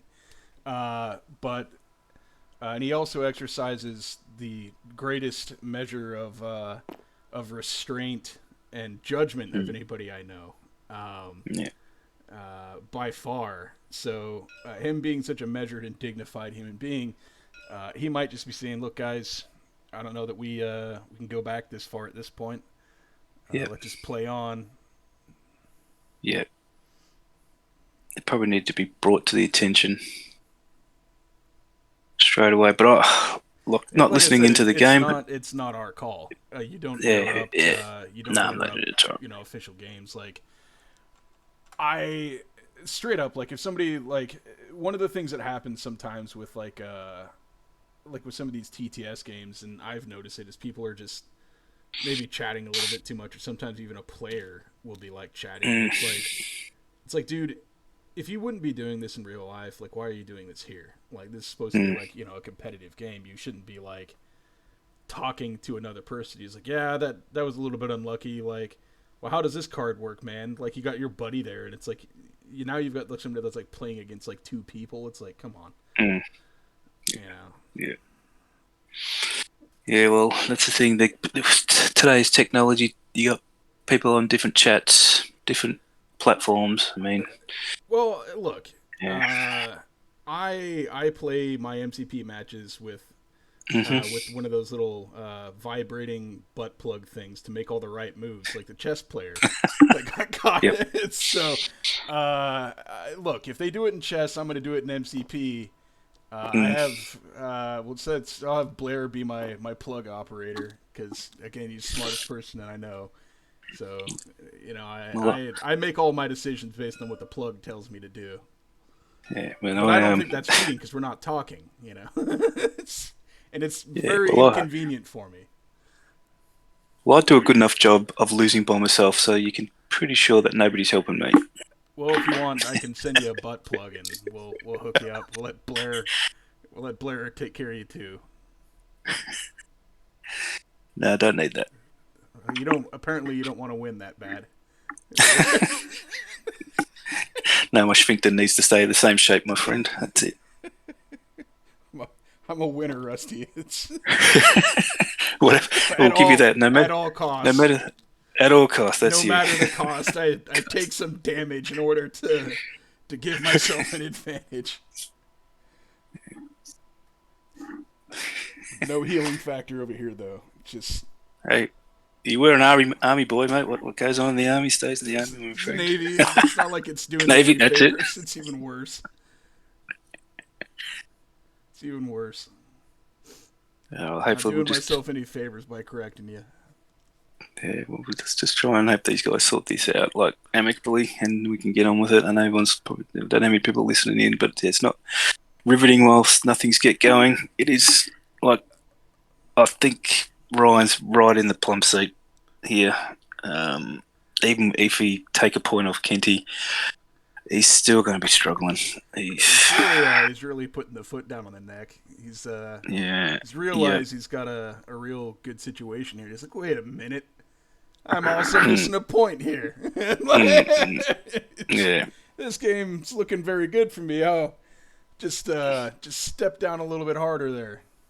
Yeah, I don't think it would go down. Kenty would just lose a point. I don't think Ryan gains it. The means they contest it. So gain. Yeah. Yeah. So it should be 6-3 if it goes Well, provided that gets ruled the way it's ruled, but for anybody that's interested, I'll be plopping this over onto my YouTube, and we can give a rewatch. But I am I don't know how I feel at this point. Like, if they decide to keep the scoring how it is, then obviously I hope Bill is out, because that would be correct. But if that's not the case, then hopefully this doesn't come down to a point or anything like that. And if nothing else, like, I still want this to be like a close game. So I'm also kind of on the side of wanting to have that be it, like, out of like a whatever the cost type of thing. So it looks like they're moving. They're going to move Bill back so he lights up. I think they've decided that Bill should have been always scoring that middle point. I mean, on the flip side of this, just from a logical standpoint, right? Why would I move Bill there and not put him on the point? That's right, yeah, exactly. I mean, he was his first activation in the first round. He was, that's right, yes. Why would he move him over there and not put him on the point? Yeah. So, I mean, if this was me, and like this is like real life, or even like online, I don't know that I would care if it's very much. All right, whatever. Yeah. So here we go. We're on with it. They've ruled it. They've taken a point off Kinty. But I don't know like what the discussion is like for these guys. Like, Matt might be wanting to actually make sure, because he doesn't want to be known as the nefarious Hydra player. Like, perhaps justice served here, perhaps not. The jury is still out. We'll have to go and do a footage review here in a bit. It's gonna bump up my viewers. But yeah, we'll see what happens. The mystery of Beta Ray Bill. Alright, here we go. So get 12 views on YouTube. Be cool. Alright. So we're doing an attack. I didn't see if you pointed this into got the reroll coming in so far. Kingpin or not. Kingpin is the only person. Oh, it might be. But no, he's going into Kingpin. So yeah, but like I said, I think going for the Kingpin's got to be the target. Yeah.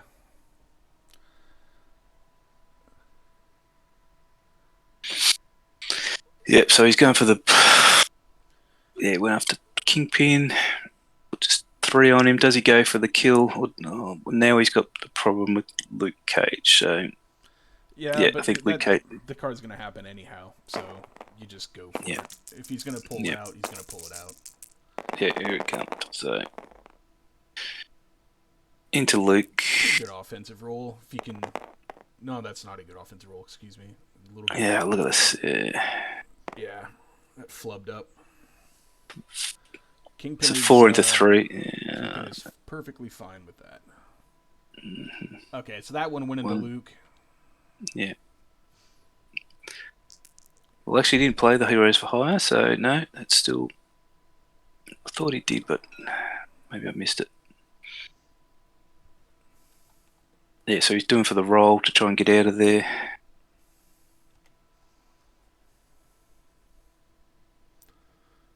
Yeah, when he gets success. No, he gets pushed wherever RJ wants him. Yeah.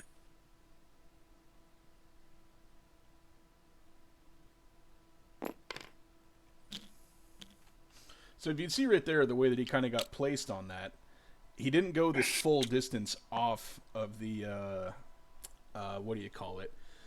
The measurement tool. And like I said, that's just something that I've gotten into the habit of doing myself in competitive league games. Is that I just give myself usually an extra millimeter to make sure that I light up. Yeah, that's it. I think it's the most important is it's the verbalization. It's got to be verbalized. Bill is moving to Melbourne to the point. But if you look at it from a logical perspective, like I was talking about, this is my first activation on round 1. Like, why would I not put him within one of the points?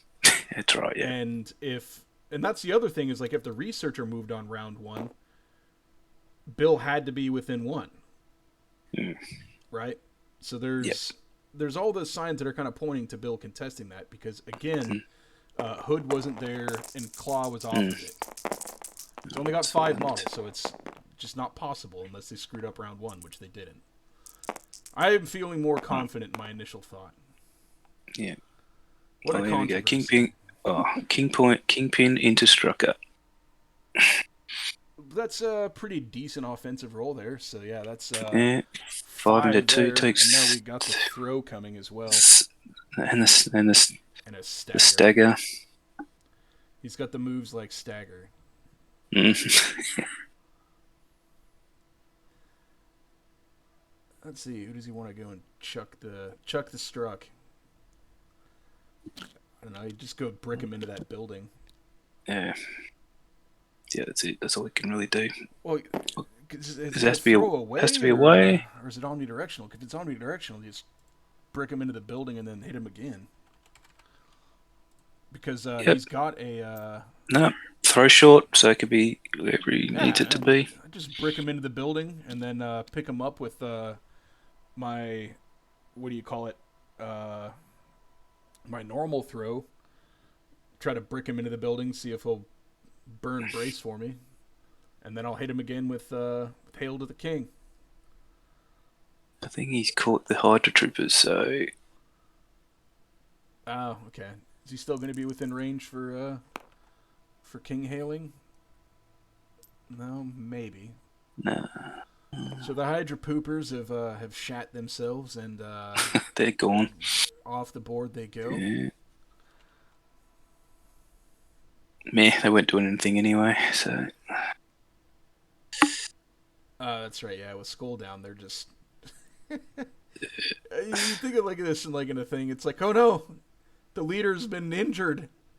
They just kind of stand there paralyzed in fear for the next foreseeable couple of minutes. Oh, he's picking up a building. He's picking the building up and throwing it into Strucker. So he's got a burn brace here, you'd think. Yeah, because he left him out of range. Mm-hmm. That's what I was just saying. Just chuck him into the building and then, pick him up, throw him into the building, see if he'll burn brace on your throw, and then hail into the King with him. Yeah. He'd be guaranteed to be dead.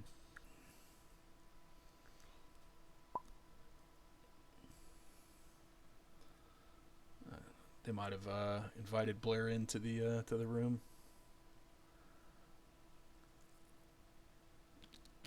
Just when I thought that this match could not get any classier, after 2 Kane laserings, Blair Bunky has joined the experience. Classier than a Kane laser. Yep, and he's had to burn the brace to stay alive. Yeah, but now Kingpin has no way of finishing him. Unless, of course, he Kane lasers him. He's thinking about it. Is it a Kane laser? 4 dice. Just needs 1. Beam. Beam. Beam. Beam. Yeah, come on, beam him. Come on, Kane laser.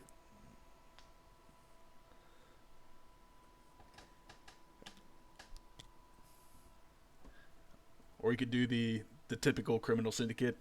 But I want my points. Just go walk right over onto something. Yeah, just be a potato and sit on it. Go dig your heels in, Kingpin. Yeah, Bullseye doesn't really pose a threat to him. Yeah. Bullseye can't kill him at all.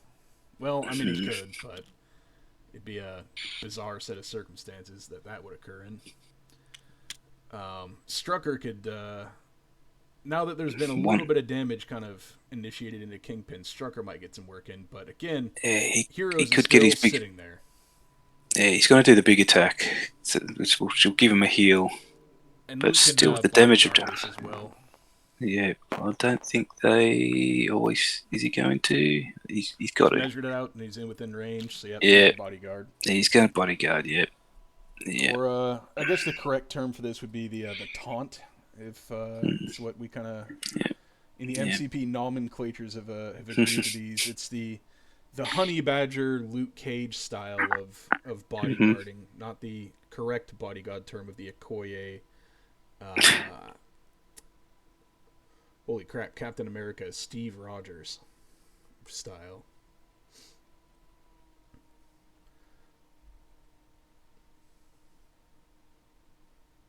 Yep. Oh, that's sad because I just realized that it's got no way to pass off that stun that he got. Hmm. So when you kind of first mentioned this to me, that you saw we had this Strucker team making this sort of a run, I was kind of surprised by it, and I think the reason that I was kind of surprised is because I've played against a fair amount of Hydra. You have tried running a lot of Strucker, right? And I'm a Yeah, Guardians player, and that might be a pretty horrifyingly bad matchup for Strucker it because is. of It Crew of the is. Milano. But we haven't seen him been able to do anything with his leadership all game.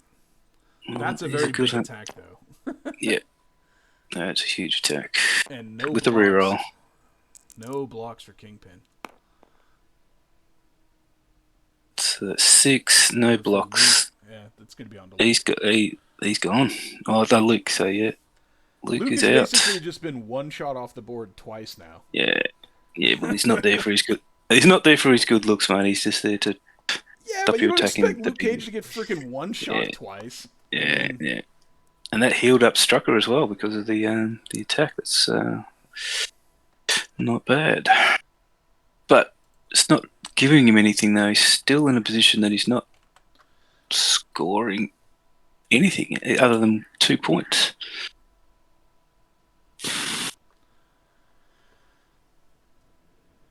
well, I mean, there's a good chance that Strucker still gets dazed this round.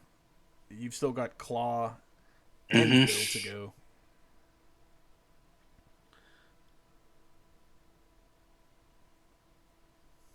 Yeah. Strange world, but Ryan not bringing all according to plan. Still hasn't used advanced R&D. I think because he went the taller list. He thought he probably going to keep priority no matter what. Maybe he saw that with 19 threat that Kent was going to go wide. Didn't have a lot of big models other than the Red School. Red Skull, and that's it. So you count it out. He's going to have 5 to 6 models, and you go, I might as well keep it. I don't know. I mean, now that Follow Me is gone, all according to plan, I think stocks are way up, right? So, and for Yes. anybody wondering, and if you're not aware, uh, the league organizers decided to put the July 28th rules into effect starting this week. So this game is being played under the new BNR rules. Mm. So deception is restricted, and Follow Me is banned. Mm-hmm.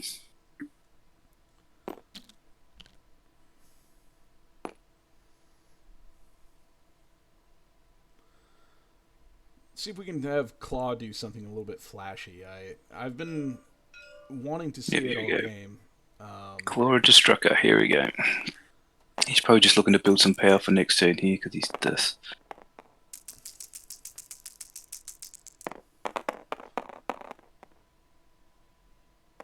Good old Claw. He's in for one. All right. Yeah. Yeah, we definitely haven't been getting an exhibition out of Claw out of this game, so I think he's just that back piece. He's gonna come into yeah. Well, he's still healthy, so Mm. there's a lot of value in putting him up on that point because he's going to outscore both of them. Mm-hmm. Well, I mean, Bill's there, and he's healthy, so Claw doesn't need to do anything other than attack if he doesn't want to. He's probably just gonna move up, and do you think he'll teleport? Look for the teleport, maybe. Yep. Over to Taskmaster side. Either Taskmaster or Bullseye. It doesn't really matter. I mean, Bullseye is a great 2 threat, but he's not exactly somebody that is known for doing a lot of damage. Yeah, he's not taking 7 off him, that's for sure. Exactly, yeah. So, your typical Bullseye activation, usually you're going to see, 2 to 4 damage going off your models, and not more than that. He's not really a spiky character. Yeah, I think if you're... well, he's still got Bill too, yeah. Although the stupidest attack that has ever occurred to me in the history of my time playing MCP was actually perpetrated by a Bullseye into my once beloved Space Maw. Bullseye decided that he didn't mind the matchup with Space Maw early in the game, and wanted to fight with him for some reason. So walks up, He comes. throws his 4 dice attack, and one shot my Space Maw. 4 on 6, just completely killed me. 7 damage. Alright, so Bullseye coming in. He didn't. Paid the 1. Doesn't attack. Yeah, he's flubbed it out there, as you call it. Jeez. Does he pay the 1? I mean, you might as well. It's just. Yeah. See if you can get them to. Yep, so Bullseye is spent. Let's see if Bill does.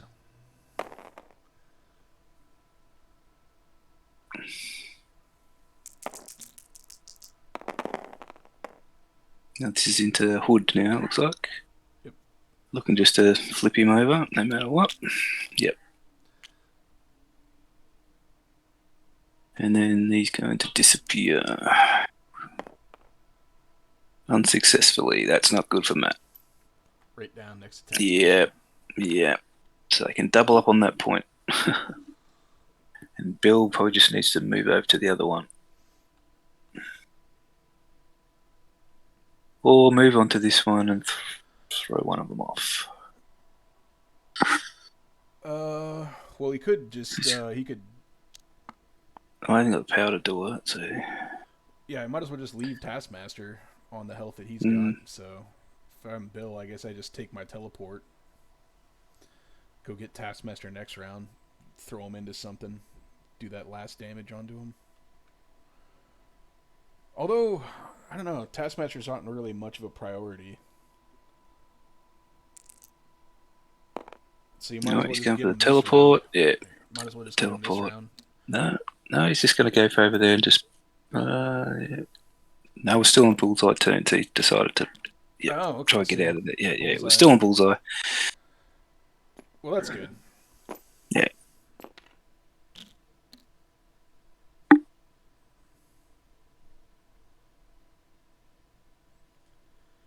Yeah, there wasn't a lot of measured in there. He said, yeah, 4. So I think Matt might be a bit And it's strange. down. I didn't play this season in TTS, so I haven't been paying that much of attention. But none of these guys have been using timers, which is I don't care a lot. But every time that I've been in cuts, typically time matches. So yeah, maybe I was supposed to, but I don't know. I haven't been. I've never made it to cuts, so there we go. I don't know. Just like my we'll talk about the St Kilda football team, mate. We just can't seem to get there. Was that 2008, 2009 season? 2009 made the grand final, lost. 2010 made the grand final, drew. Week later, lost. It's supposed to be like the year for the Sainters. No, one year. All right. Just a little bit of action there, it looks like, but yeah. So Bill decided to go after the Taskmaster, got him. Yeah. He could just teleport now and go do the same to Bullseye, throw him off the point. Or just start damaging him, I guess. Of course, Bullseye's only on 1 power, so. Yeah, he's probably just doing some mental math in his head. He's like, what are the odds I get 4 on this guy? So. Well, he's just moving into a... And I'm pretty sure he's going to verbalise it. Yes, I am within one. And they're going into turn 4. Well, he's lit up now, so, you know, it's... Yeah, there we go. Look at that. 10 to 4. Wow. 6-point lead round. That's going to be hard press from here. He needs to have an amazing... Red Skull is pretty juiced, so... Yeah. He needs to have priority. He's got an amazing turn. He has to have an amazing turn. I mean, he's got all the power. Absolutely got to go. Yeah. You know what? I kind of got a little bit off topic for a second there, but you know, we were talking about Strucker. His leadership hasn't done anything all game. No, it hasn't done. Yeah, I've not seen a heal or a pass of a condition. So part of that is because this Kingpin team that has been brought out on the table doesn't really have a lot of status conditions that they're handing out. To be fair, so maybe that was kind of part of the plan. But on the flip side of stuff, you know, the other kind of question mark, the thing that I was kind of wondering about is Claw. It's so hard to kind of judge this new model that I haven't seen before, right? For a 5 threat, he has been a very little impact in this game, and he beamed into 5 people, and I get it. That's just bad luck on dice. It still did some work, but I wonder under like if a Kingpin style leadership again, if you know the right play there is to just take the guaranteed power that you have, and then as you know people are ending their activation around you, you're just pushing people around. You know, that's guaranteed. Here we go. So Red Skull's kicking us off. So they come off with 1 attack. Think they do their the suicide re-roll all thing or re-roll all? Oh, wait, I don't think you can do that when you come in. I think that you've got to have both act because it says you got to an action then. Oh, so they can come in staggered. They come in staggered 1 attack basically or 1 move. So he's doing the 1 attack. I think that was into Kingpin. No. Claw maybe. Claw. Yeah. I missed the roll. Sorry. All right. Here's what you need if you're Matt. Yeah, you need a big 6 dice, 1 crit. Pretty good offensive roll. He wants the wild. He wants the wild. No. So that's 6 successes though. I mean, can't ask for much more. When you know Matt has been attacking, he's been getting damage done. Unfortunately for him though, Kingpin is going to live on 1. Mm-hmm. Actually, I think he did. I think we did. Luke. Luke's gone. Oh no, Luke was got the last turn. Last turn. Yeah, he got 1 shot. Remember? Yep, that's right. Correct. Yes. All right. Kingpin lives on 1. Yeah. And he goes again. Got those blanks rolling in. Connected for another 6. Yeah. I mean, Kingpin living on 1 there. Just slowing down Red Skull enough. Slow it down, yeah. And he didn't get any wild, so he doesn't get a move. Yeah, at that point, it's like, just give me a bare amount of damage, but please give me some triggers here. Mm-hmm.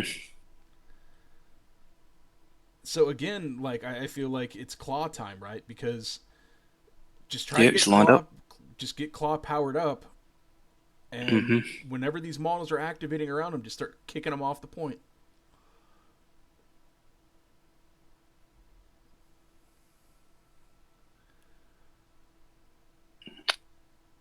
Yeah, he's definitely got the points lead because he's got 2 models gone. He's still got Claw, we know he can do, and Bill, who can just. Yeah, he's going with Bill. It looks like.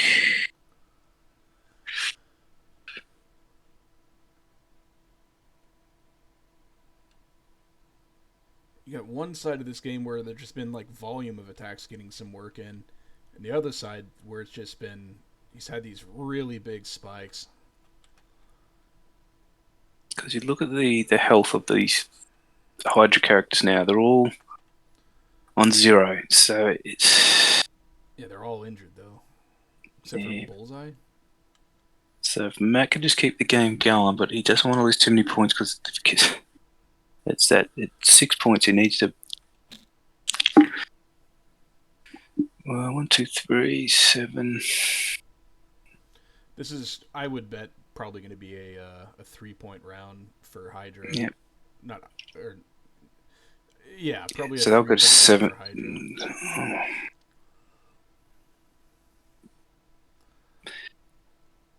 But if RJ can just protect his researcher and get that 2 points. Classic Kingpin. Got the big lead, and it's just, can I hold on? Yeah. Yep.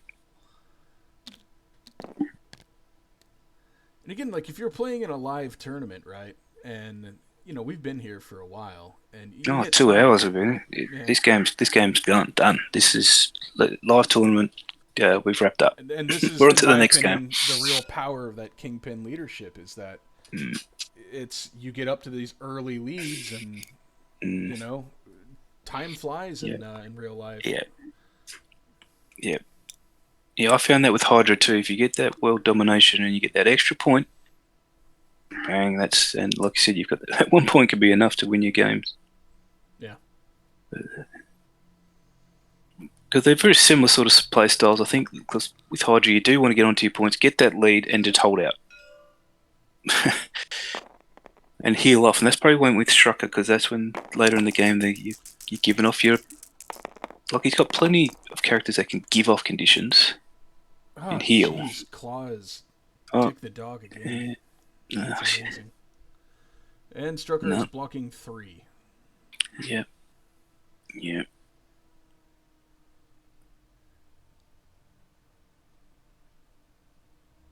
That's wild. Mm-hmm.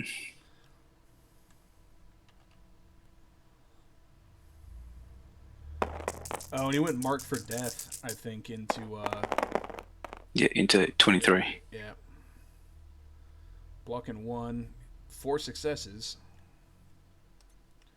So she's not going to be re-rolling defensively for the rest of the round. No. And that's going to be a big deal if you can get rid of her. Problem is that I think he needed to do it with Claw by himself. Oh, Cruelty. Here we go. Cruelty's coming in. Good. Yeah, that'll possibly get twisting the knife to get rid of her. Yeah. I was thinking about this at the beginning of the round, but it's like, gosh, when's he going to get some of these tactics cards out? She's only blocking 1. Claw. Yeah, there's 4. That Claw comes in, and that's 23 gone. Bailed out by a tactics card, Claw. Took 2 tactics cards to get it done, but you did it, buddy. And that's look. Okay, Heroes of Highs. He didn't get a chance. He probably could have used it, but he didn't. We're in round 4. He's still got 2. Like, sometimes you don't always. And like Kenty's out of. He's used them all up. The only one I think he wasted was the fallback. I was actually fine with that because it set up the patch up in a character that provides rerolls, and it gives you an opportunity to keep that stuff live when you have this centralized game going on. I mean, it was giving him extra damage and keeping damage off of his models, so no real issues with that.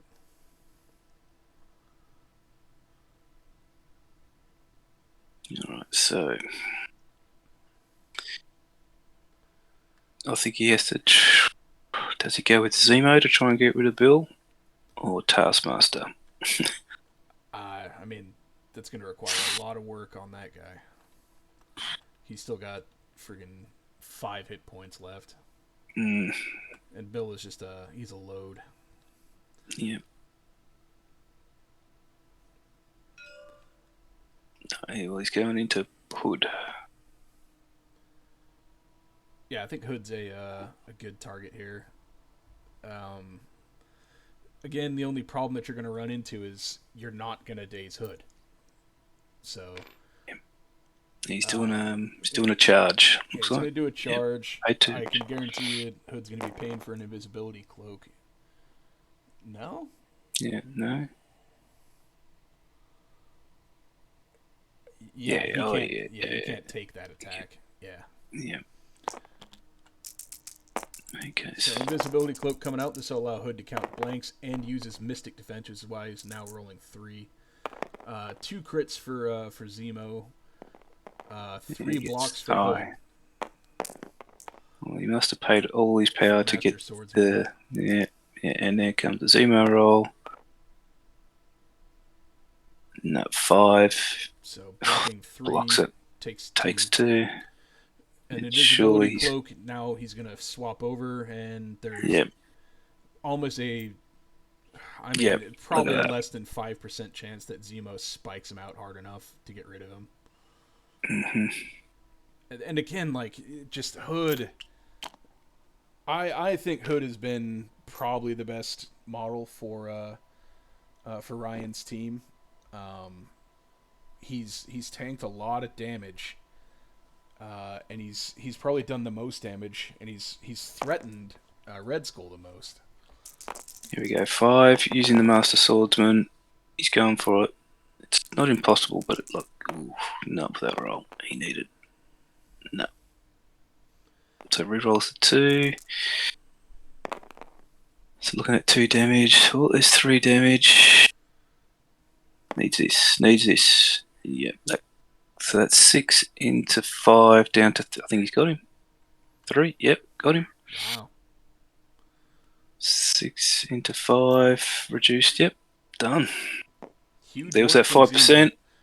Yeah, I'm even with Master Swordsman. You're getting, look at that, 6 both times. Like, come on, that's crazy. Yeah, that's the thing that's really kept him in these games. Is these insane spikes. His dice have been on fire. All right. Still doesn't give him. Claw's still scoring both those points at the moment. Oh no, it says he's only scoring the research. I don't know if they've agreed if that's the portal or not. Yes, he's within it because when you're within close to the researcher, it doesn't always light up on the. Yeah. All right. I hope they've talked it through because we don't want. Again, Blair. Claw moved within it last round. Yeah. It's just one of those things that just how it works on here. Yeah. I don't know why. Right. Well, actually, Zemo's dazed, so I guess you don't really care if he's next to those 2 things. Yes, it doesn't. Pushing him off won't matter. Bullseye's going to have to get over there.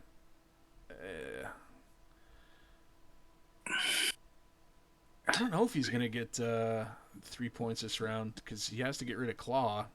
No. That ain't going to happen. All right. No more brace for impact. So if Bill gets 1 damage through here. Here we go. So his Taskmaster's coming in. Oh, yeah, he passed. Okay. That's interesting. Oh, he's probably using Bill for like the last play because he's got the throw. Well, he couldn't done that damage on a Taskmaster, throwing that size 4 building into him. Yes. Yeah, all right, so here we go. He's just going with the strike. Because the only model that can out-contest Claw right now is Bullseye. And the only way Bullseye is going to do that is if Claw allows him to stay within range, which he won't. Just push him away. Well, there's the first damage on Claw, 4. He's been powered up. So. And again, another massive spike worth of attack. Yeah. That's and 5 successes on 5 dice builder. And you think the mnemonic attack technique's going to come in now? You think? Yeah, just pay the 2. Yeah. 7 dice. Yeah. 6 dice. Yeah, 3. It's taking 2. He's taking 3. It's got him. There's the attack. You're right. The attacks have kept Kinty right in this, but. I mean, that's 9 successes on 11 dice. So, I mean. So at the moment, that means he's scoring 4 points this turn. If end Yeah, it now, if it but all yeah, holds that's together, 4. but I don't think We still Bill's got going to. to allow for that. But Nah. uh, again, me, I probably activate Bill there, hit Taskmaster for try to get 1 damage on him, and then just chuck that size 4 building into him. Now, in order to get rid of Taskmaster, you have to go through a portal and waste an additional power. Well, it looks like he's passed again. I think he's going with Strucker. I think he wants to get the final.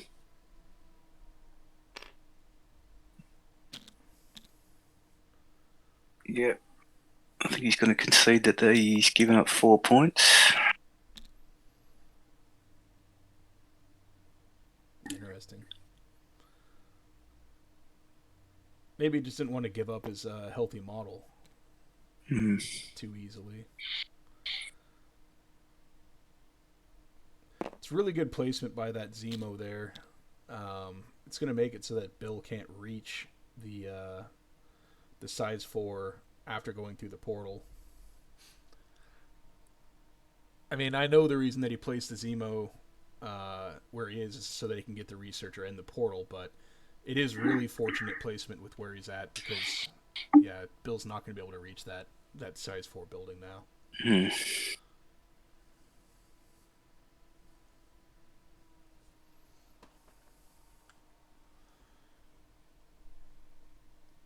And maybe Ryan didn't think, Taskmaster's just going to come through and just obliterate. Yeah, claw like that. Yeah. Because what was that? He had 6 successes on his builder. It's just. Yeah. Actually, yeah, that was 11 successes on 11 dice, which is pretty nanners. I wonder if Kenty's looking at probably trying to get him out of get win by table because no, he can't get Bill this turn. No. No, he can't get Well, Bill I this mean, turn. It's not enough. I didn't think Luke No. would go out in 1 shot, and I didn't No. think Taskmaster had a good shot into to Claw, but here we are. Because he's going to have really a fairly. yeah. Because you look at Red Skull. Red Skull's got 7 power for next turn. So if he doesn't do something about Red Skull next turn, He's opting just to go into Hydra the Troopers. Probably just wants the power generation. Yep. Yep, so they're out. They're gone. Yeah, gets the 3 power. Gives him a throw. Hey, here comes that size 4 building. I guess the question is like, who do you go for? He is the only healthy model there.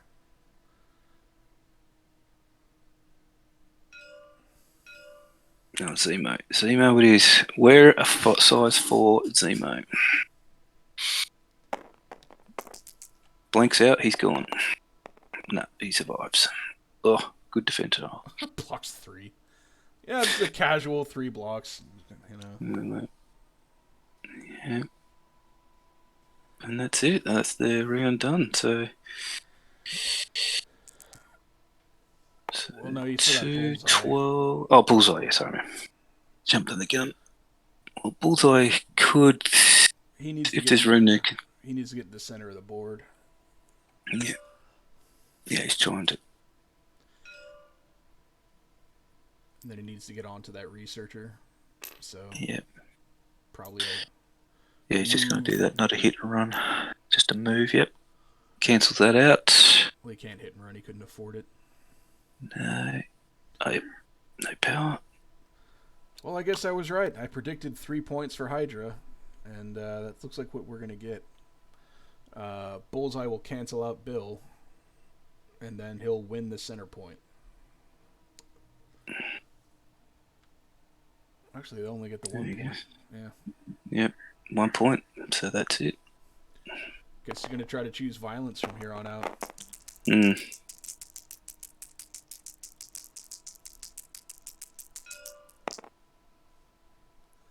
Bullseye is going to opt to attack Bill?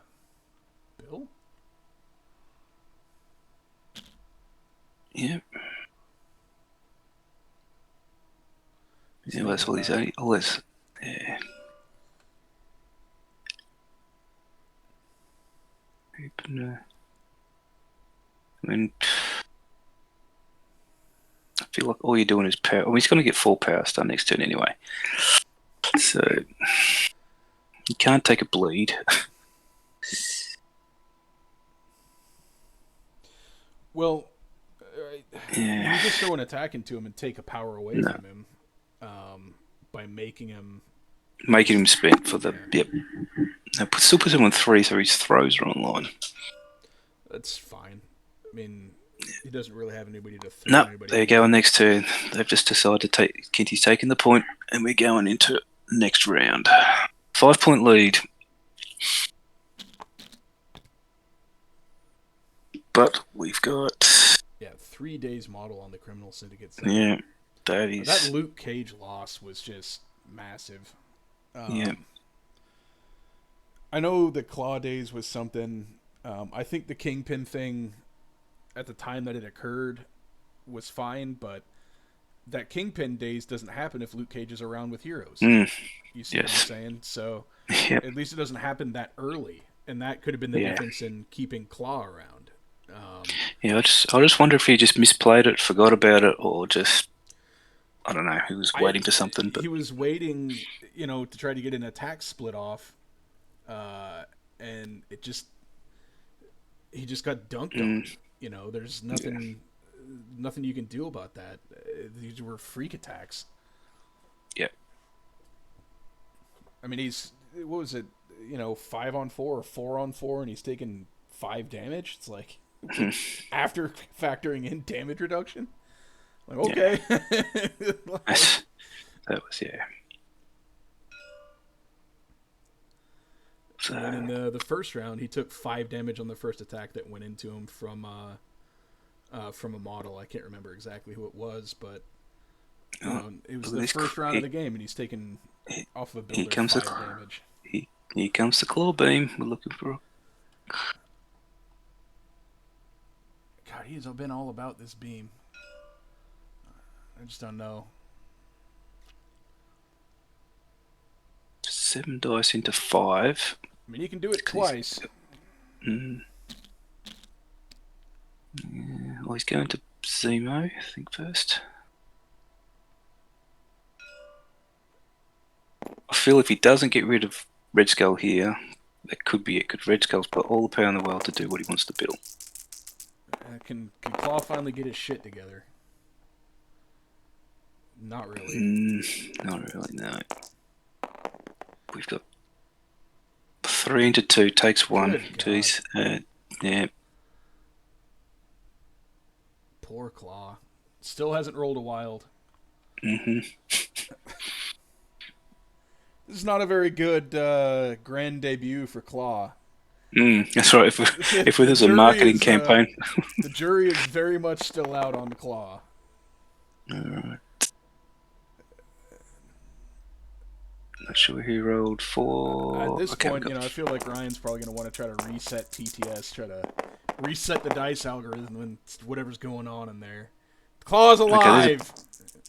Okay, there's 6. Claw is alive. 7. With 5. That could be it. Yeah, he needed. That's it.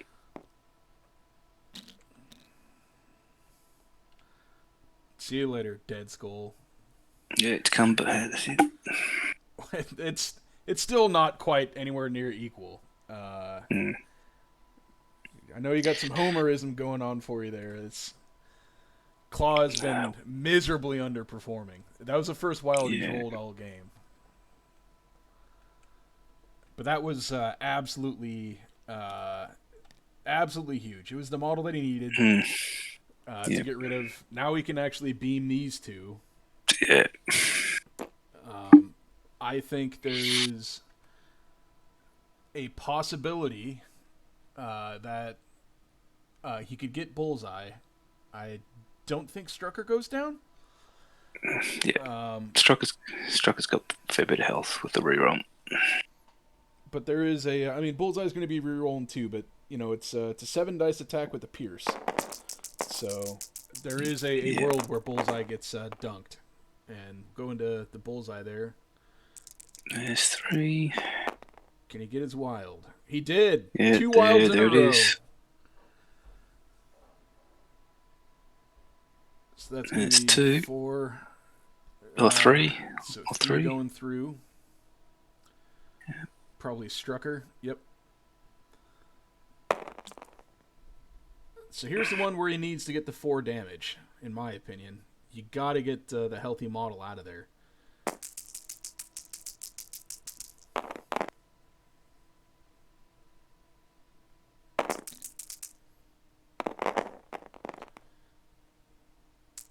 Yep, got the wild again. Yeah, so it's 4 damage. Pierce that. 3, yeah. No, it's only got 3 damage. He flubbed out again. Oh, 3. 3. Takes 2, though. It was good while it lasted, Claw. You had 1 good attack in this game so far. Everything else has been below average. Or horrible, I should say. It has been horrible to below average for Claw. But, if I had to choose, I think you're pretty happy if you're Ryan here getting rid of Red Skull. Oh, yeah. He's done the parting shot. Threw 1 onto him, yep. The 2 biggest hitters on the side of Hydra are no longer in play with 23 and Red Skull being gone. And he has done a fair amount of damage into some of the models that are left. Look, he needs a big attack from 20 Taskmaster now.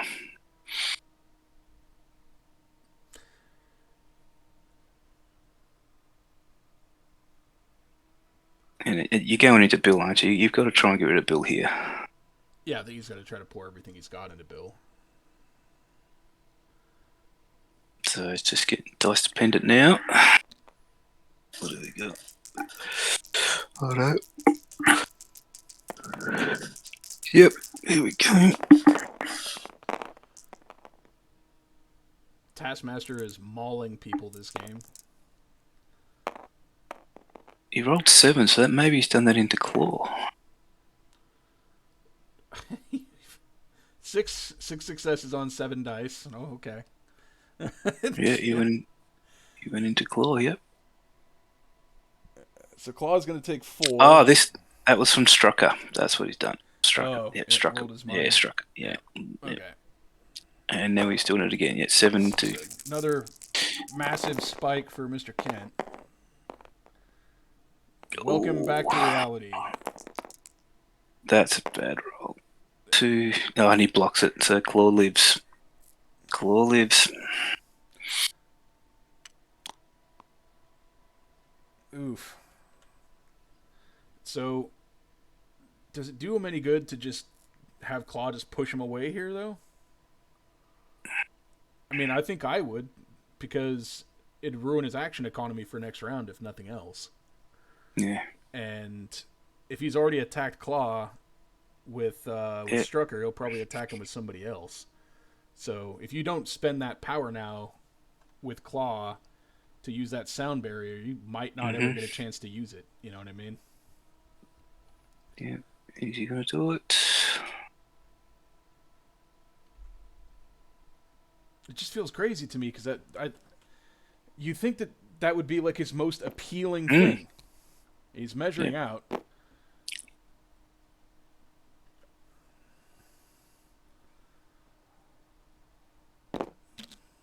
Measuring out something. Yeah, just, that push Strucker away. That sends him down over here to the, the kind of left of that stop sign. Or whatever that is, that street lamp. Yep. A little bit down the street, and Strucker doesn't nothing. have any movement abilities. No. So it would. He's just. He would only get 1 attack next round. But yeah, thank you. Yeah, no more passing for Ryan. I think he might have learned his lesson last round. Coming in with the builder here. Off of Beta Ray Bill, and he is whiffed again. It's already blocked. Yeah, blocked. Done. He does get the stun applied, so that's at least that.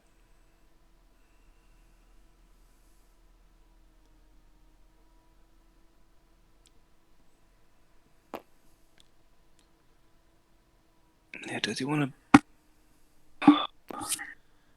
Could get rid of Bullseye. Hmm. Maybe that's why he didn't push him away. But he had the power for the throw anyway, so To be able to throw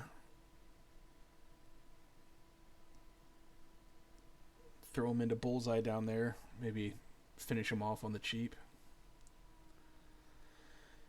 You know, it's unfortunate for Ryan, because if he gets one more power here, I mean, you could throw Bullseye, and then if for some reason he lives, you'd be pretty well guaranteed to get rid of him with the Summon the Storm. yeah. But I don't think he's going to get that opportunity, so I think the correct thing right now is to go after Zemo and just try to get that done. It's the hardest hitter left.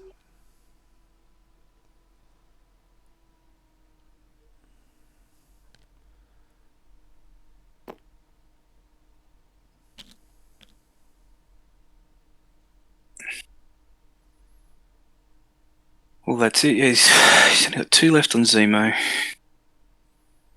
Yeah. I mean, one of them's automatic damage from a throw. You can just throw him into that stop sign over there. So he just needs to do 1 damage with an attack. Here we go. I think he's.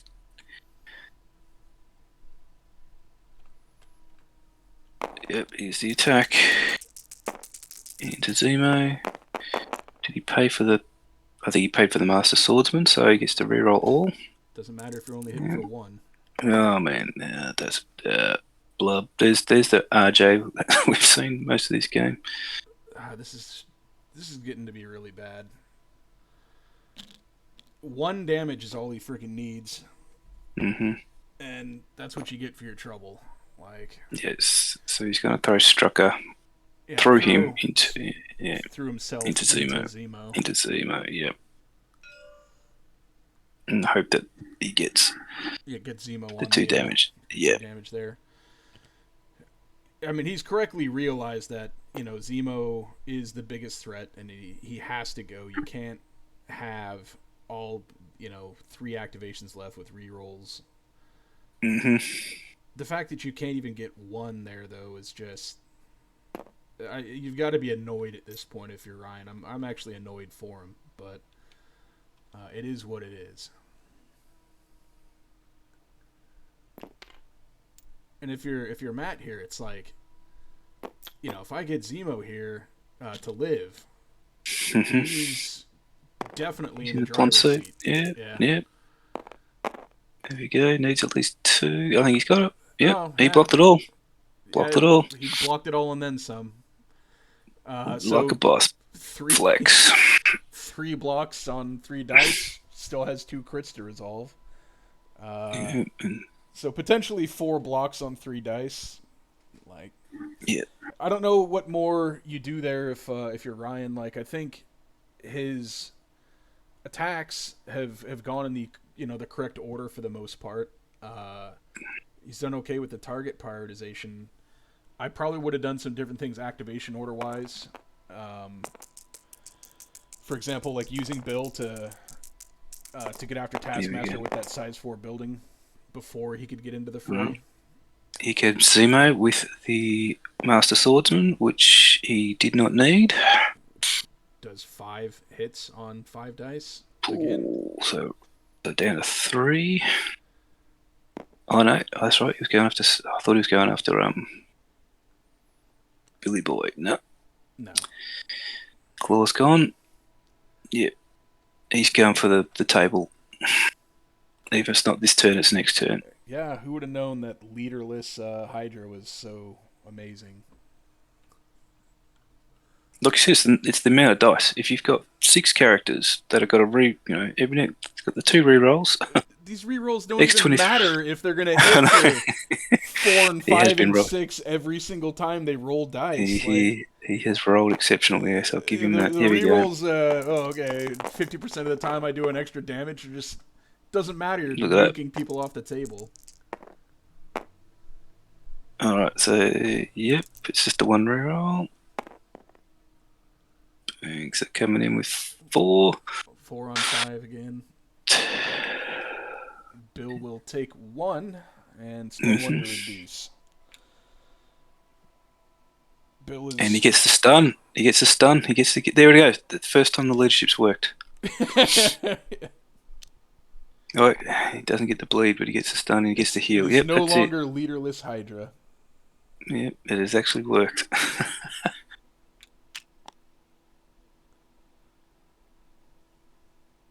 Alright, so who's he got left? He's still got. But the only thing that I can think of, besides maybe some of the Bill activations is, are these claw beams the right way to go? So that's Taskmaster? Yeah, task with the mnemonic technique. So 4 into 1. Yeah. So it takes 2. Has he got the power to do it again? Yes. Bill really hates being stunned.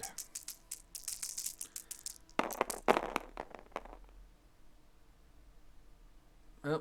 There's 4. Good and above average roll coming in there. And yeah, there we go. 5 on 4, 3. Yep. Needs this. No, that's a. Yeah, he's gone. He's flipped. Yep.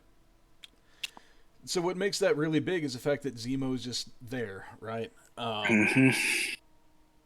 Him getting an activation off is pretty unlikely, but because he was on, he only had 2 health left by the time Bill activated, and Bill could not do a single damage to him.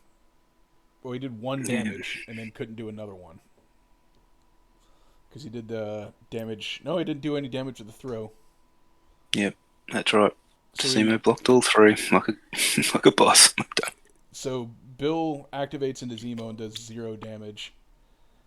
Meanwhile, you've got people like Luke Cage getting 1 shot, Claw getting like damn near 1 shot, Kingpin taking like 4 and 5 when he's getting attacked. It's been pretty rough. Well, that squeezed the ledger. I think now last turn he can't run away. I think Kenty's going to pull this one off now because if he runs away, Kent just scores out all the points. Yeah, he's not going to run away. He can't.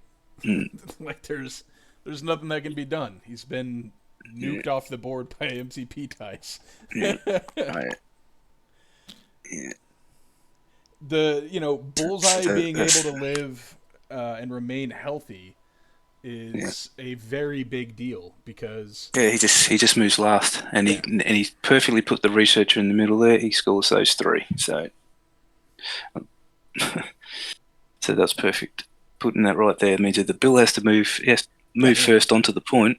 There is 0 path to victory now for Janaway.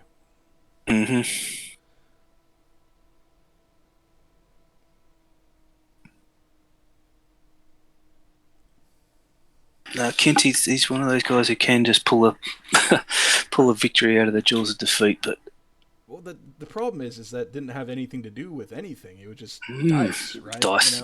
He just diced. Yeah, I think that passing. Fine. Yeah.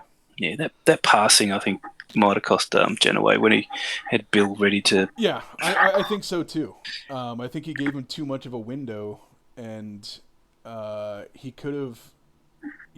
If he gets rid of Taskmaster, it doesn't kind of have that cascading effect of what ended up happening in round 4. And in in Matt's defense, right, it's not just all dice, but with the position that he was in coming out of round 3, it was the only choice that he had, right? So he played to his outs, right? You can never take that away from a player and just say, oh, well, it's all just pure dice, right? Like that was the only choice he had, right? And he hit his activation orders correctly, That's right. He prioritized all the correct targets. That's right. No, In that's exactly correct right. order, Yeah, right? And he executed what he needed to execute, and yeah, he put himself in a position to get bailed out. yeah. No, that's But it. he did get That wasn't bailed the out. dice. It I don't. was, I don't mean. I don't mean. I don't yeah, mean just the dice. That's not the yeah. luck. You're exactly right. He's put the exactly what you just said. The pieces in the right It place, it can definitely and be both. yeah, And just because you do all the right things and put yourself in a position, you with the disadvantage that he was looking at, you gotta hope to get bailed out, and he mm, did. And there's nothing wrong with that. It happens, especially in this game. But he snatched victory from the jaws of defeat with the help of the dice. And on the flip side of things, they just yeah. I continually, think they've. I think they've conceded it up now. yeah. There There's we go. there's Yeah. no path to No victory way. for Ryan. Excellent. Well, And now I'm sure to Ryan's disappointed. well, yeah, I think I would be too, because Yeah. he played a fairly aggressive game plan with the criminal syndicate team, and he was attacking a lot, and he couldn't get anything. I think he Couldn't get had, through. by off the top of my head, I think he had one kind of like good spike all game, Mm, and it was with Claw into Red Skull. And don't get me wrong, that was massive and necessary and hmm desperately needed at that time. hmm But if that's, Yeah. if you are getting one Yeah. attack that's at that caliber, and your Yeah. opponent is getting them 5 times Do we? around, like you're Yeah. gonna have a bad time. Yeah. I don't know. Do you want to get those guys to join in? Do you want to have a chat to them or? You can go check in with them if you want, Yeah. and then Just give just me a second, man. let me know. Yeah. They might want to decompress for a minute. I know I would, on both sides of the coin. So yeah, really interesting. I don't know how I feel about Claw. So Yeah. All right. Well, I'll go have a chat to these guys. So just give me a second. I'll be right back.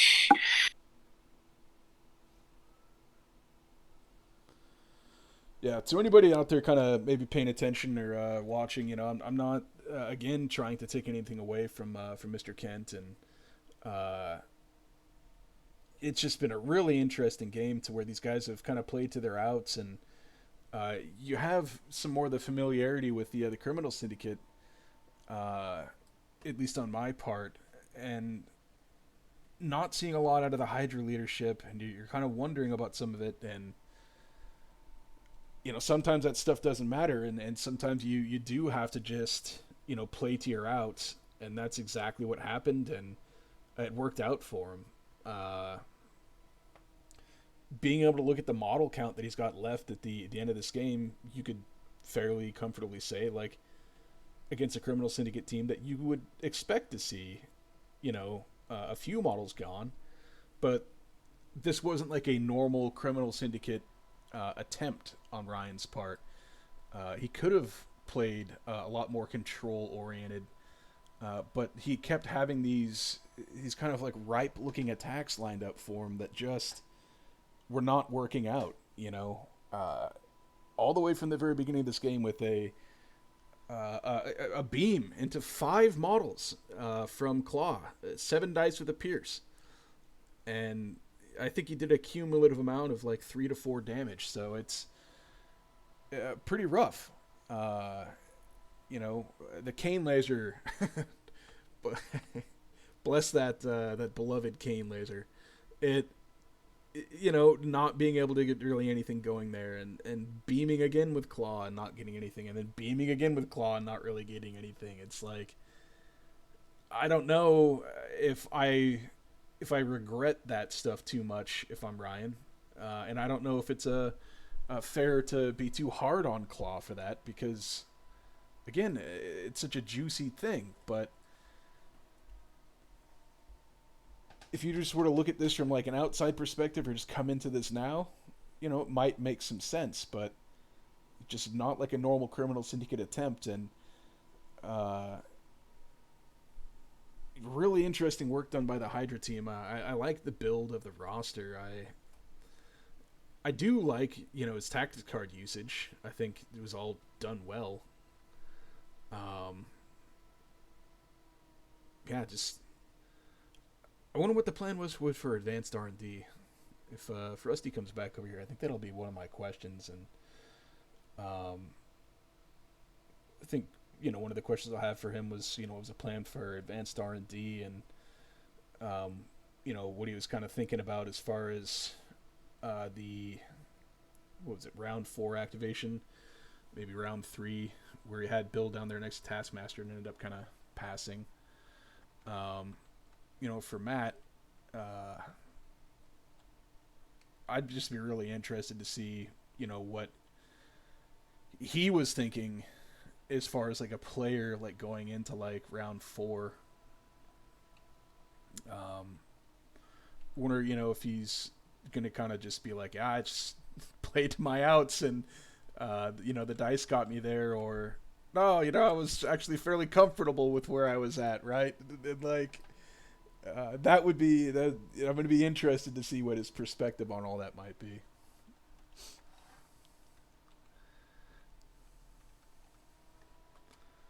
Yeah, congratulations to Mr. Kent. If I don't get a chance to pop in there, regardless of it all, I'll be completely honest in saying that I am actually very happy to see a Hydra team, especially that's being ran under a Strucker leadership, doing well. Right? It hasn't really had its day in the sun. I think a lot of people, when Hydra and Strucker first came out, like saw some potential there, and I feel like there is. There's maybe some untapped juice to squeeze out of there, but we'll see. Maybe this will inspire some other Hydra players to get out and experiment a bit more with the Strucker leadership. This isn't exactly the greatest showcase for it. I think it was only used once. There were some plans for it, but they just didn't have a chance to come to fruition. Maybe that's the argument against Strucker and his leadership. Or maybe, Matt has... And maybe that's another question to ask him, is that maybe, he feels that the threat of the leadership, maybe some of the shenanigans I could get into this game, when you're bringing in a Strucker, maybe you're known for being a Hydra Strucker guy, that's what kind of caused Ryan to build his roster the way it did, that wasn't too heavy on status conditions or, something like that. So, yeah, check in with Rusty here.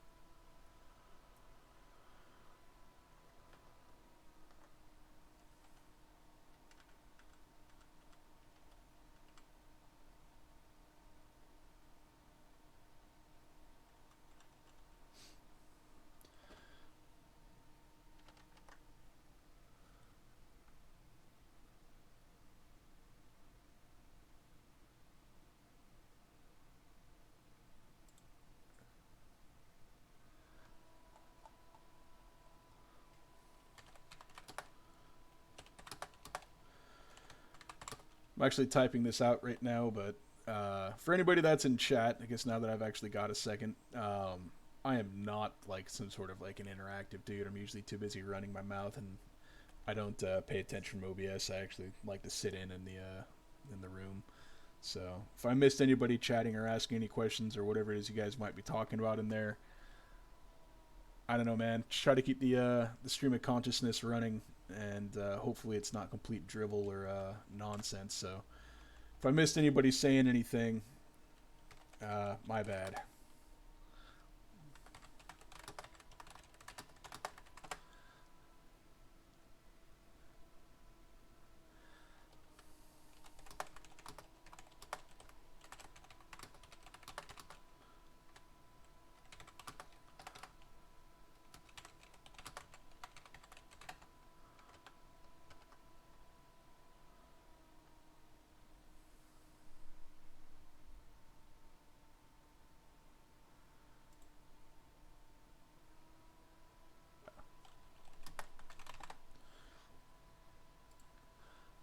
So yeah, Ryan just messaged me.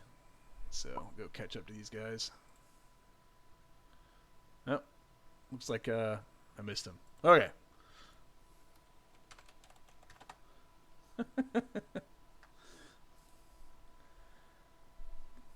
So. I mean, yeah, cut out. I went and spoke to the other guys. So Okay. we still broadcasting, or are we done? No, I've still got it up, but I just saw that Ryan had messaged me and seeing if I wanted to hop into the chat. And by the time I saw it, went over into the room, it looks like they bumped out. So Yeah. No, they're both. Brian was. He just said, good game. Couple of mistakes. Yeah, he was waiting for a really good with that Heroes for Hire. It wasn't a mistake. He just couldn't get it where he wanted. I don't think it was a mistake either. It just nah. You know, I don't think you expect to have your Luke Cage get backspaced like that. Because normally he doesn't. Yeah. Did you get a chance to ask him about the Bill activation and why he didn't opt to just get rid of Taskmaster when he might have had an opportunity? He was waiting for the attack. He was waiting for him to attack him. He was waiting to get more power, but Matt wasn't prepared to attack Bill unless he could kill him, unless he had to. Yeah. So I think he was sort of trying to bait him into it, and Matt just didn't fall for it. He goes, there's better options, and that's right, and that's probably he did the right thing. He just kept picking the other targets and not picking Bill. If he had gone for Bill, he might have just juiced him up and he would have gone to town. There potentially no point in attacking Bill unless you can start dogpiling your whole team into it like they did. Yeah. So. Yeah. That's why I think sometimes with Bill, like, you can't always afford to be the last activation. Yeah. I think sometimes you've got to realize that, I've got to press the issue here, and you just can't afford to sit and chill too much. But yeah. You probably didn't ask Matt this, but what's his opinion of the Strucker leadership? And he just plays Strucker all the time. Like, I asked him, did you regret at any point? Because, like we said, it was a leadership until that very sort of last turn. He goes, I just want to put as much into Strucker as possible and it just didn't turn out how I wanted it. Because some of the attacks I couldn't heal because they either got one-shotted or I had no conditions. So I didn't get to use the leadership because I was too busy one-shotting people. Yes. So I asked him because for me I do fluctuate between the both depending on the scenario, but he's determined to go with Strucker, which is not a bad leadership. I think it can work, but sometimes he got one. He healed 1 point. Yeah, but he's put enough games into it to know that Strucker does work, and I think that's that wide lead. But he had the option, but you go with what you're good at. That's like they always say. If you're good at something, you keep doing it. All right. Well, I've got to get going. So I'm just congratulations to Matt. I'll let you finish it off. But hopefully, if they want us to do the next round, the final four, we'll see if we can.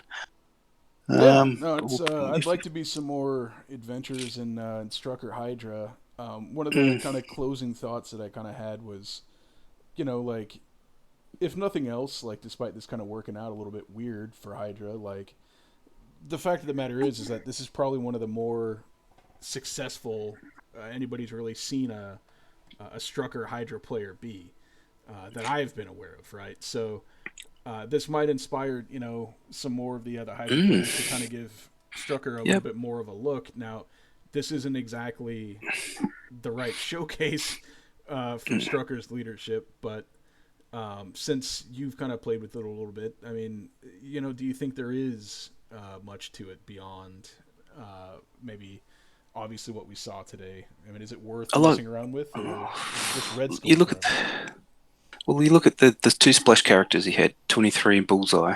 Mm-hmm. Both can give bleeds, so that works well. And he went really wide. So, and traditionally, I've seen people go and research it. They go tall. But it was good to see something different. I mean, like I said, I hope people watch it and go, and I'll see something with, and I'll see a different character they might add into it. And it shows. Look, not one of them had a big a big boy. There was no Hulks, no Malekiths, no. Yeah, so yeah, the biggest characters was Claw, who's new, and Red Skull, who we know can just do serious work. Yeah, I mean it's definitely possible to win in modern MCP without those models, but I think with the way that this match is working, if there was one of those, they might have wreaked a little bit of havoc. Yeah, But either way, yeah, it's really interesting to see a team like that go this far. I mean, his squad selection for the game was, I think kind of standard, but yeah, I don't know. and I don't know how much experience Ryan's had into Hydra. Like a lot of people don't. They're one of those fringe teams. Like they're not the glory boys that seem to win everything, but they're just on that fringe of and people are start to see into them. And good players, like I said, give them a good list, they're going to do well. Yeah, yeah. I've definitely learned something from my Hydra list. I think I'm definitely going to go a bit more aggressive, and I like the wide list. So maybe I'll have to drop some of my big boys and see how we go. Yeah, start with the cat, throw that thing in the trash, and move on. Yeah, these. Yes, yeah. You could become a monster like Guardians with Cosmic. I mean, that's just going to be. Yeah. I'm already starting to see feedback from people that are like, "This guy's out of control." So yeah, he seems out of control. Yes, I've had a couple of games into him, and I haven't figured him out yet. I don't think there's one guy just went all over the table and just he went wherever he wanted and destroyed whatever he wanted. But then the other one, he just had too much power and he couldn't score. So he just incinerated just all my killed, models and stopped. Yeah, just incinerated everything else. So, yeah. Not much all right about that. All right, well, I'll be going, big fella. Thanks again for the time, and we'll be in contact if Saints playing. They're playing tomorrow afternoon, so 4:40 our time. So what's that? About 11 o'clock at night your time. Yeah, that's pretty doable. I think I might catch that. Yeah, we're playing the Kangaroos. They're second bottom, but the way we're playing, we're not. That's fucking hell, mate. That doesn't mean nothing, mate. Getting you guys' tits freaking boxed around by the freaking Eagles. Mate. Yeah, and they're bottom, mate. Hawthorn, who are third last, beat them by 90 points the other week. And we play Hawthorn next week. So we play second bottom and third bottom next 2 weeks. So, mate, if we don't beat them, that's it. We're done. There's something between the ears going on there because you can't come out of the start of the season like all guns smashing it, and then all of a sudden, yeah.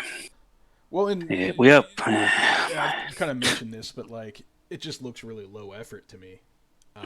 Last week was low effort. There was one point Sinclair that in the first quarter, like he lost his player, and just was jogging behind him, and his player was sprinting towards goal, and he got it back and kicked the goal. Like you don't just let your player run into the forward line like that. You stay with them. You remember like when I was kind of asking you about like they had that kind of play where when they were playing against the Eagles and that guy just scooped up the ball, and I was like, why didn't the guy just tackle him? Instead, he just like lets the guy just like run past him, Yeah, you got to when their heads over the ball, you got to be careful you tackle because but all you do is you move to the side and then tackle him, right? Yeah. Instead, the guy just kind of like he literally just moved out of the way. It's like, I mean, wouldn't you rather just take a foul at that point? That's right, exactly. Like, you just run into it. Okay, you give him the 50, you slow everything down, you run back. Right, or maybe you just take a foul and you just absolutely crush the guy. I mean, either way, like they're going to go and set up a 50-50 ball or, just go...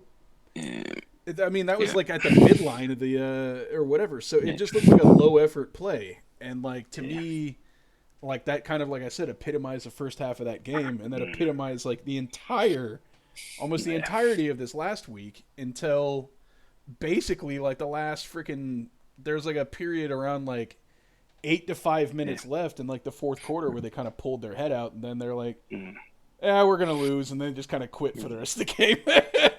Well, all the people predicted that exactly was going to happen. But if you looked at it, like their best players was Hearn and Shuey, but they're old and they were nothing.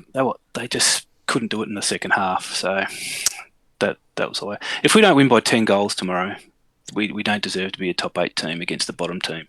We have to win by 10 goals tomorrow. Clearly, just put a stamp on it. I mean, because if this other team comes out and plays hard, Yeah. I would at least just want to see that they match them in intensity. And if they come out with a win, then great, right? But I'd like to just see like an intense game where they're dialed in and working, right? Instead of playing lazy and guns. Exactly. The game against Melbourne, we were down, but we still battled. We still battled all the way through with 3 players on off our team injured. Yep. We still and we only lost by a couple of goals in the end. So to a contender. So I like that. Even we'd like to lose, but you went. You know what? We gave it a crack. That's it. Gave it a crack, and we were nearly there. But that's what I'm saying. Like, there's nothing wrong with like the sort of win that you get against a team like the Eagles, because like the second half of that game, they really picked it up and they realized, wow, these guys at the bottom of the ladder are not just going to roll over. Yeah, that's it. And it's fine if you get a win like that as long as you're matching intensity. But it'd be good to see for the whole game. But yeah, that's it. The whole game, 4 quarters of just kicking 5 goals a quarter. That's what I want to see tomorrow. Well, yeah, I don't think that's going to happen. That's the other thing that I've noticed with these guys, man. It's like some of these set kicks that they've had have just been fucking horrible. Yeah, every single week they're getting these little 1-pointers a lot more than they are anything else. And it's like, you look at the other teams' lines across the league and it's like it's just like a team that just cannot kick a ball correctly. Like, how is this so like much of a thing? Like, but oh well. Yeah. All right. Well, I better get going. Like I said, I've got some stuff to do this Arvo. So I've got next weekend off, so I'll see. I'll be in contact. I'll try to get my everything up and running for my stream next week. Yeah, I mean, it's whatever, man. If not, you can always just do this, and if you want to, you can just consolidate. You can post or move your videos over to my YouTube channel. That way, you don't have to create one. And because I think I even I gave Blair my login and my password. I don't know if you put anything on there, but I'll be back for next season of TTS. I'll be playing again. I'll be more involved. Just wanted to take a season off, but. If people need to be streamed for cuts, I'm more than happy to help out. So sure, all right. Yeah, unless someone else jumps in before us, I'll try to get in first. All right. Take it easy, man. See ya.